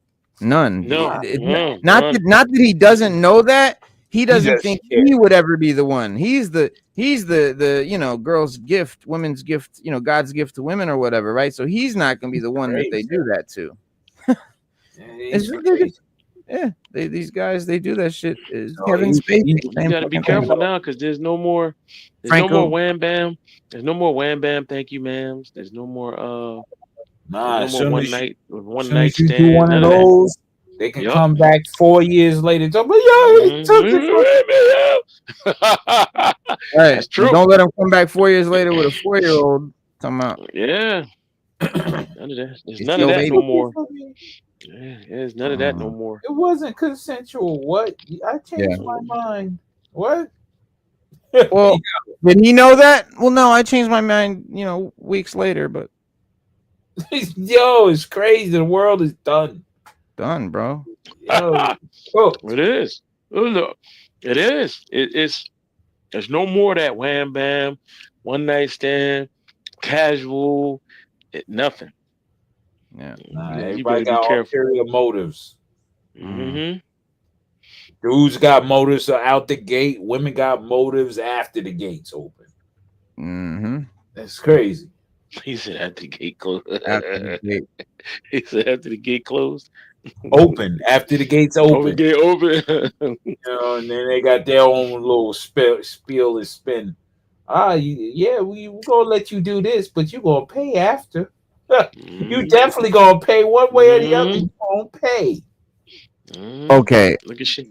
Mhm. But let's get back to Well, let me- superheroes. Let me Yeah, bust get my back to favorite Superman. Superman. My favorite scene or moment from the movie. Yeah. That's a tough one. There's a lot. It's just cool shit after cool shit Oh, after cool shit. how was the other heroes? Guy Gardner and Hawk Woman, I mean, and Hawk Girl is fine as hell. Isabella Merced, and she's dope. Mr. Terrific is just like deadpan scene stealer. Just a really cool character they threw in, and just he kind of nails it. And then of course Gardner is everything you expect him to be. oh, so he's a real asshole. Yeah, he's definitely total douchebag. Good. And I need that. I need to see but that. Yes. but he's still a good guy. He's still a hero, but he's just a dude. Yeah. And it's perfect, bro. Good. It's funny how his haircut is. You see, Gunn is a real funny dude. Mm-hmm. And if you look at the shape of his head, with that, he is a dickhead. Hell yeah. Gunn is wild. You're gonna give him a haircut of a dickhead. Yep. And make him one. Oh shit. But yeah, the engineer scene where Ultraman, he takes the engineer and Ultraman into the stratosphere because she's got nanites and she stuffs the nanites down Superman's throat and down in his lungs and shit, and they're gonna try to kill him, and they encapsulate him in this just tomb of nanites, but he can still fly. And so he flies them up to the universe, to the stratosphere, and just drops them, and then just flying down at like full speed. And the nanite chick, she's like, my nanites, like, they're gonna be destroyed. Like, there's no way I can sustain this landing at this speed. But she doesn't get out in time, and he fucking smashes her into a hole. That was a great scene. That's TC4's favorite scene. I like the scene. I gotta love the scene where Superman is at the end and he spins around with his beams and shit. That was a cool scene where he kills all the. But cool scenes. There's just so many of them. It's just one of those movies where it's the vibe, man. It's the whole vibe. The movie itself is just cool and just is a great time. But Lois Lane. Specifics, Lois Lane, yeah, she's because you can't have a great Superman film without a great Lois Lane, man. And she's and she's a great Lois Lane. She's the best. She's my favorite Lois Lane so far. Okay. out of any Lois Wow. Lane before. Okay. Wow. That's saying a lot. Yeah. Because Yeah. Margot Kidder is definitely mine. Yeah, Right. me too. And I mean, I Mhm. even compare her to Margot Kidder, and I even like her better than Margot Kidder only because Okay. it's a more modern, updated. It feels better for like today's time, and she Okay. feels like somebody I could know. Whereas Margot Kidder feels like my mom. Okay. Like, Okay. I get it. you know what I mean? Like, it's just, but the way they both played it, she's similar to Margot Kidder in the way she plays like a kind of like a go getter reporter who is Okay. like all about the story, and you know, so she's a great version of the character, plays the role really well, and she's hot. She looks great, and you Okay. know, as far as like previous Lois Lane, she might be the best looking one. Okay. Mm. Hmm. I do like the one from Man of Steel. She was cool. I really like her. I like that actress a lot from Man of All Steel. the Lois Lanes have been hot. They're all great. Yeah. Yeah. Man, They they all are been God, hot. yeah. Yeah. Mm. Yeah. Wow. Um, let me see. I'll give y'all the red carpet. Here we go.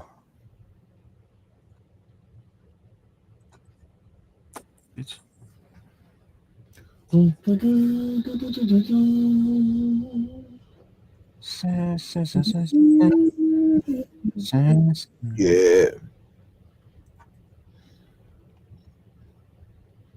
Bang. Okay. Okay. Lois, Miss Lane, if you're nasty. But yeah, she plays the role well and really embodies the character from like a comic book standpoint. She reminds me of his girlfriend in the comics or in the cartoons or something like that. Okay. And yeah, it's definitely like that comic accurate vibe, you know, and it just Nice. it just feels good. Cool. Cool. Definitely gonna check it. Got to. Got no You choice. got to. Same Yeah, thing. you got Yeah. And I always want to see those type of movies as grandiose in that manner. I want to see it in the theater. I could see it on the computer and all that, but the theater is where it's at with it. Yeah. Some stuff you gotta go to theater and see it. I Yeah, don't care what nobody says. like I'll never watch a Sonic movie at home ever. Yeah. I have to Well, watch. this was great to see in IMAX, man. It was just really. Yeah. If you have the means, I recommend you pick one up. It's so choice. IMAX is the one to fuck with. All If you can right. get the I'll tickets get for the IMAX. Yeah, we got an IMAX near us. Right, our theater is IMAX, and it's all the bells and whistles, and food service, and all that craziness. Oh yeah, there's a bar in this motherfucker. They had a bartender and shit. I was like, oh shit. Yeah, it's crazy. But yeah, but yeah, I mean, it's the narrative. While James Gunn has proven himself a capable writer, when you have as many moving parts as this film does, it's very easy for things to fall apart and for the Superman character to get lost in the shuffle. And a lot of people were worried, and I heard a lot of complaints by friends and other people like, oh, I don't know about all these characters and too many characters and all this.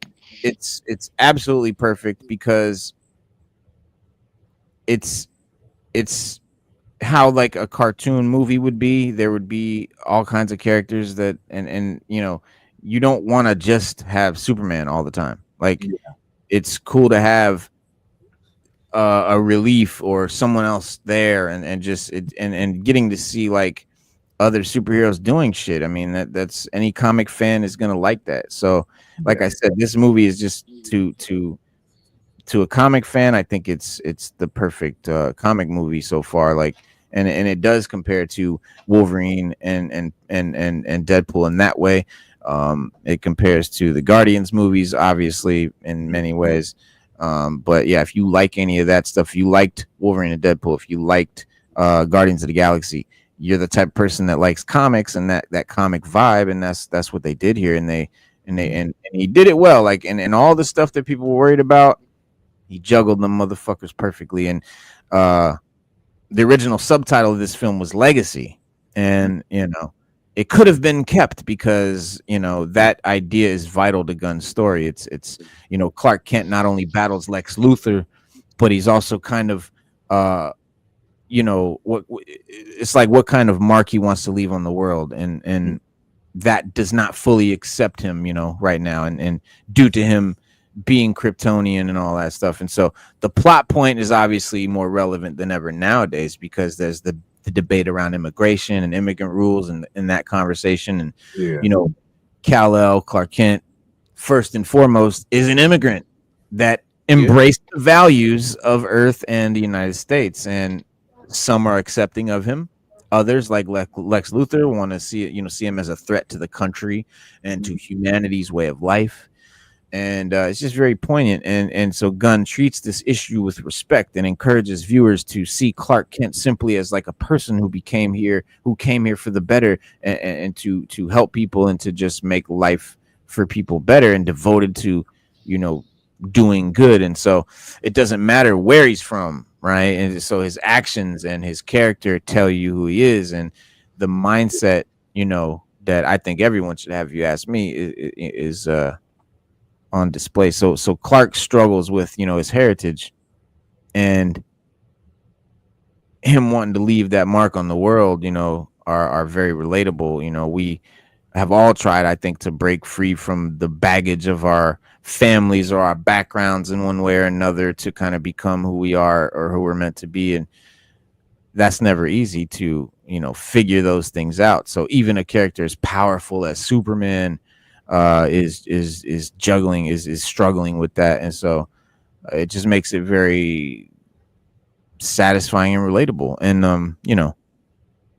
the core of it being centered around his humanity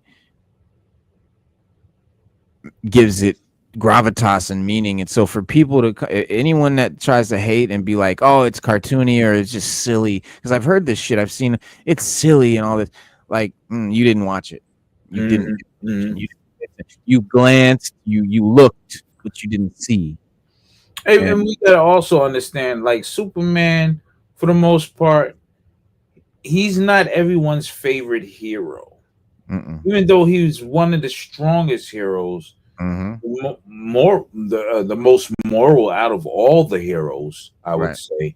He has a moral capacity that's beyond measure, right? But he's not flashy, even though he wears the blue, yellow, and red. Yeah, he's not a flashy dude. He's a normal dude. Like, he's more human than human in that regard, I would say. You know what I mean? So, and he's got like a goofy warmth to him, even whether he's Clark or Superman. He's like Happy Days. What you call it, Cunningham and Happy. Richie Cunningham, right? Opie Cunningham and shit. With a K type deal, but and sometimes he's naive, what I mean? So being that, and that's the alien part of him, he's naive, and also like being from, where the Kents were, he's in from Smallville, he's naive to the city and the ways of different people. So a lot of people don't gravitate towards that. They like, we grew up like in Batman, because he fights crime. He's always in a mix of some wild shit. That's Batman. He's in the gutter. He's fighting villains all the time. They come out, he fights and beat them down, all that. And then there's more colorful heroes like the Lanterns. They got certain amazing powers that you can see. But Superman, he's the most strongest, the most humble, and quite frankly, I mean, which is good for him and his alter ego, he's boring. Yeah. You know what I'm saying? And that I think that's the part that throws people off. Like, yo, you got all these powers. Why don't you just go off and you know what I'm saying? Yeah. He doesn't. And I think that's what makes him the greatest hero as far as morality is. He is that hero. Yes. You know And what I mean? that's who we get in this movie. Yeah. Like he's the quintessential, the quintessential. And yeah, Lois, definitely the quintessential textbooks Lois. The scene where she interviews Superman Mhm. with no grease. Like she's not giving him no favors. And like when he's saying wild shit, she's like, bro, this is on the record, bro. And he's like, what do you mean? Like, you can put me on the record, bro? She's like, you said you want, Yeah. she's serious about it. She's gonna give a real, true, unbiased, even to the man she loves and cares about, and she's gonna challenge him and everything. And that's Yeah. definitely Lois. But at the same time, it wasn't. I just feel like if the MCU had done it, she would have been that way and just been on some fuck you type shit. I gotta do what's best for me in my career. She didn't do that. She was still very supportive of him and still backed him and still was like, okay, I won't use it because why would I hurt you for my career? That's some foul shit. But that's how, Yeah. women want to be now and shit. And it's just, but and so I think it's cool. But it's sex expectations for Peacemaker high, casting wise, and Peacemaker was in the movie too. He popped in. And we'll Okay. see. Yeah, Okay, he that's popped in. cool. That was cool. But yeah, that's gonna be good. Season 2 is gonna be great. The one in Superman Returns wasn't. Oh, Good Lois, right? Yeah, that whole movie was weird.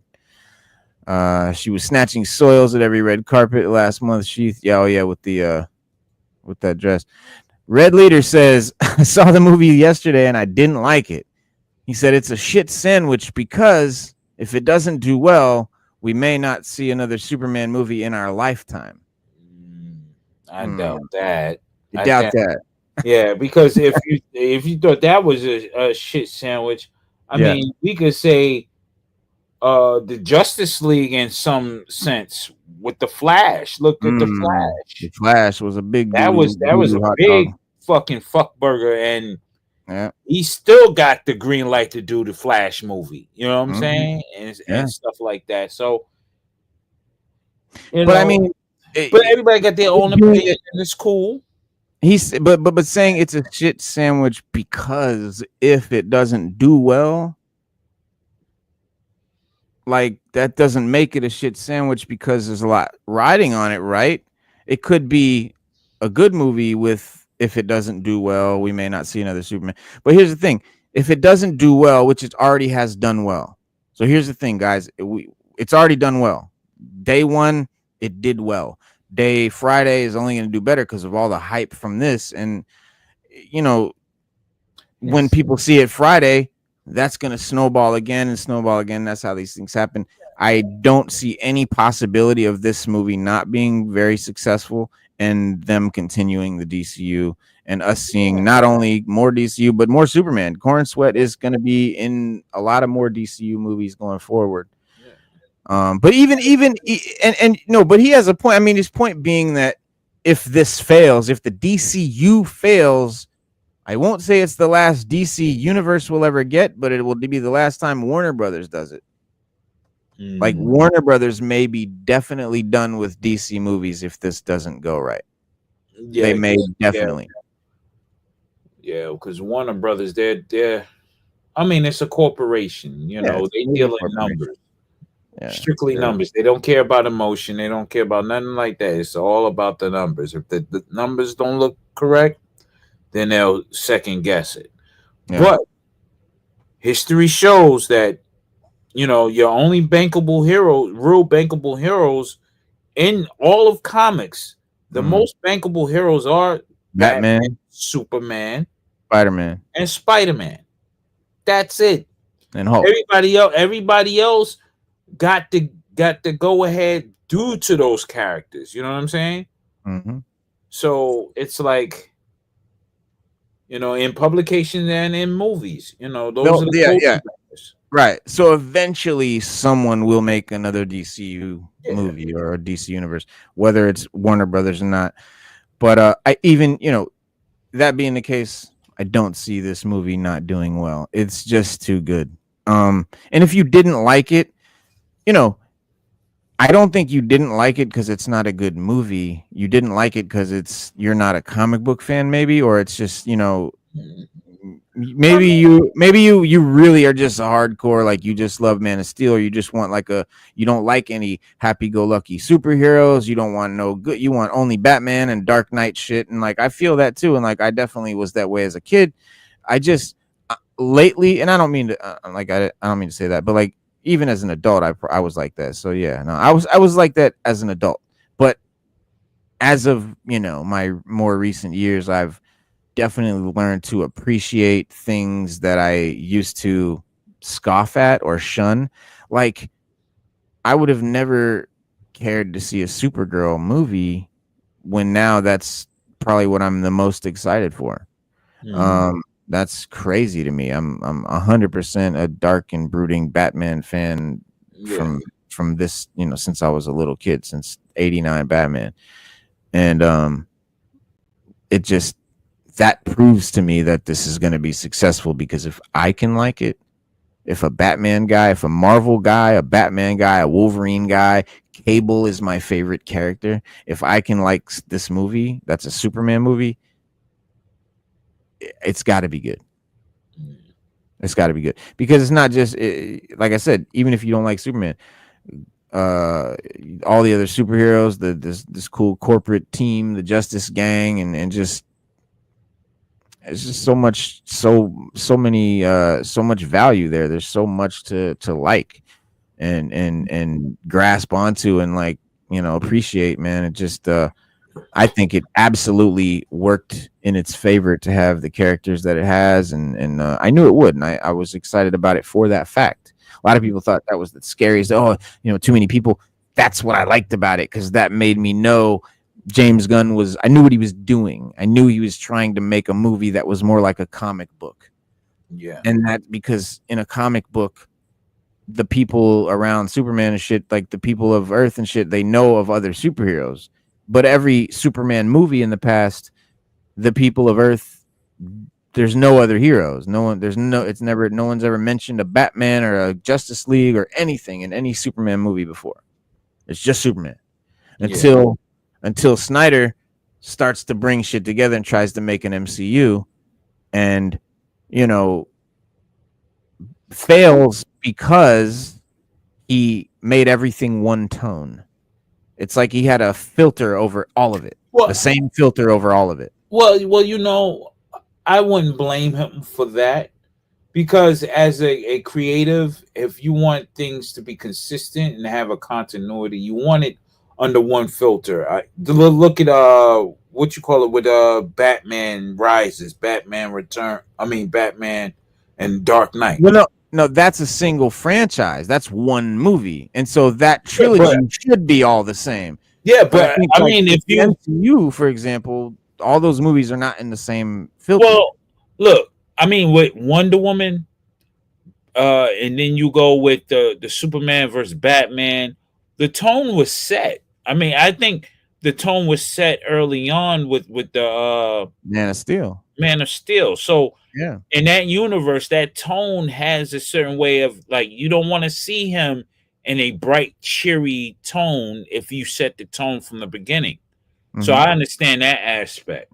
You know what I mean? Just like this movie here got a tone, and you don't expect it to go super dark and dirty, because it throw you off. But what Gunn has told us is that movies in the DCU, there will be horror movies. There will be movies like this. There will be all kinds of different shit. So it will be basically the antithesis of what Snyder did, where everything was under that same filter. This is going to be like a bunch of completely different projects that he's going to have to be very brilliant to weave together, so that we feel like it's a cohesive single universe, and also can allow for these things to be so different. Like having Clayface, this horror movie, a Clayface movie that's a horror movie. That's going to be dope. And all he has to do is have some characters in it and relate to something else in another movie, and that links it. And but you can have these projects being completely different, and that will be successful for two reasons. One, no one gets fatigued with the same thing happening, and two, if one isn't successful, maybe this other one will be, and if a bunch of people like this one, maybe a bunch of different people like this one, and so you can dip into all these different markets, a variety of demographics, right? So it just gives them a little more to work with. I hope that he reaches down deep and can give me a Plastic Man movie. Yeah, A Plastic Man movie. bro. Him starting off being a criminal and then becoming a hero. Bro, Gunn would murder that shit. Yo, that Gunn shit. would murder this. That would be perfect for Hell Gunn, yeah. bro. I would Yeah, love I to see mean, that Plastic Man. I can see it. I can definitely see that happening, bro. And that's the type of shit he would do. And so yeah, that's the kind of, that's why I'm just excited to see where this whole thing goes. Yeah. And you know, and I'm not saying nothing bad about the Snyderverse. I loved it when it was going on, and I loved the Snyder cut. That was great. And but I hated the Flash. That's the only down spot. Is the Flash. Yeah, and the Justice League movie before the Snyder cut, I didn't dig at all, and it just, yeah, I don't know. And in Batman vs Superman was okay, but I mean, it was good, but I don't know. A lot of the lore was cool. I love the whole Nightmare realm, and I love seeing the Joker and shit with the long hair. I love seeing Deathstroke and all that, and the deleted shit and all that, and like the after credit shit, and like where shit was gonna go. And Man of Steel, like I said, made me a fan of Superman for the first time in my life, a real fan. So I really dug that. But yeah, that Batman vs Superman was an amalgamation, though. just because me and you dug it, it doesn't mean you know, I know that everyone else ain't gonna dig all of it, you know, everyone ain't gonna like that. And so that's why you want to have a little bit of variety. But yeah, and Man of Steel it was a mixed bag. It had the death of Superman as well as the Dark Knight. Right. It was like all those stories in one. I wouldn't say it was clever for them to do that, but it was rushed. Yeah. But they had to put it out. They had to do it that way because, I mean, they were on the clock for a movie with Batman and Superman, so they got us the verses. Yeah. Especially when they showed it in what you call its movie, The Legend, and they had to drop the movie after Legend. Remember the billboard, Batman, Superman? Yeah, you look at the Will Smith movie, The Legend, I Am Legend. Oh, I Am Legend. Okay. There's a billboard that has Batman, Superman. Oh yeah, yep. Yeah, so yeah, that was dope. They were dropping little hints and stuff like that, little breadcrumbs here and there. Yeah. Well, I mean, all in all, great movie, great writing, great acting, great vibe, great script, everything. Yep, the Shazam could be a little. Got the Shazam movies had good world building. Yeah, good world building and a nice vibe. They were comparable, but that was a little bit a separation from the regular filter. But yeah, I mean, Superman, I think, is an excellent start for the DCU that I could not get enough of. The film is fun, action packed, plenty of heart, plenty of depth, plenty of great writing, and just a ton of just comic vibery. There, you know, any complaint, my if I had to pick one, would be maybe a little CGI heavy, maybe a little bit, because I'm a real props guy. I prefer real effects, but yes. Yeah, I prefer like practical effects with CGI help. Yeah, like the Star Wars sequel trilogy. Yes, look amazing. Yes. I love the way those movies look. Did you see that Star Wars? And I hate the movies, but I love how they look. Did you see the thing I sent you that they dropped on Instagram with the Coca-Cola commercial with the Star Wars? That shit is epic, bro. You'll see it in your timeline that I sent you. Yeah. Fucking epic. I was like, yo, this is crazy. Gives you that feeling back in the 80s when you went to see the Jedi and stuff like that. You know, okay. That hype in the theater, you know, when it come on. Yeah.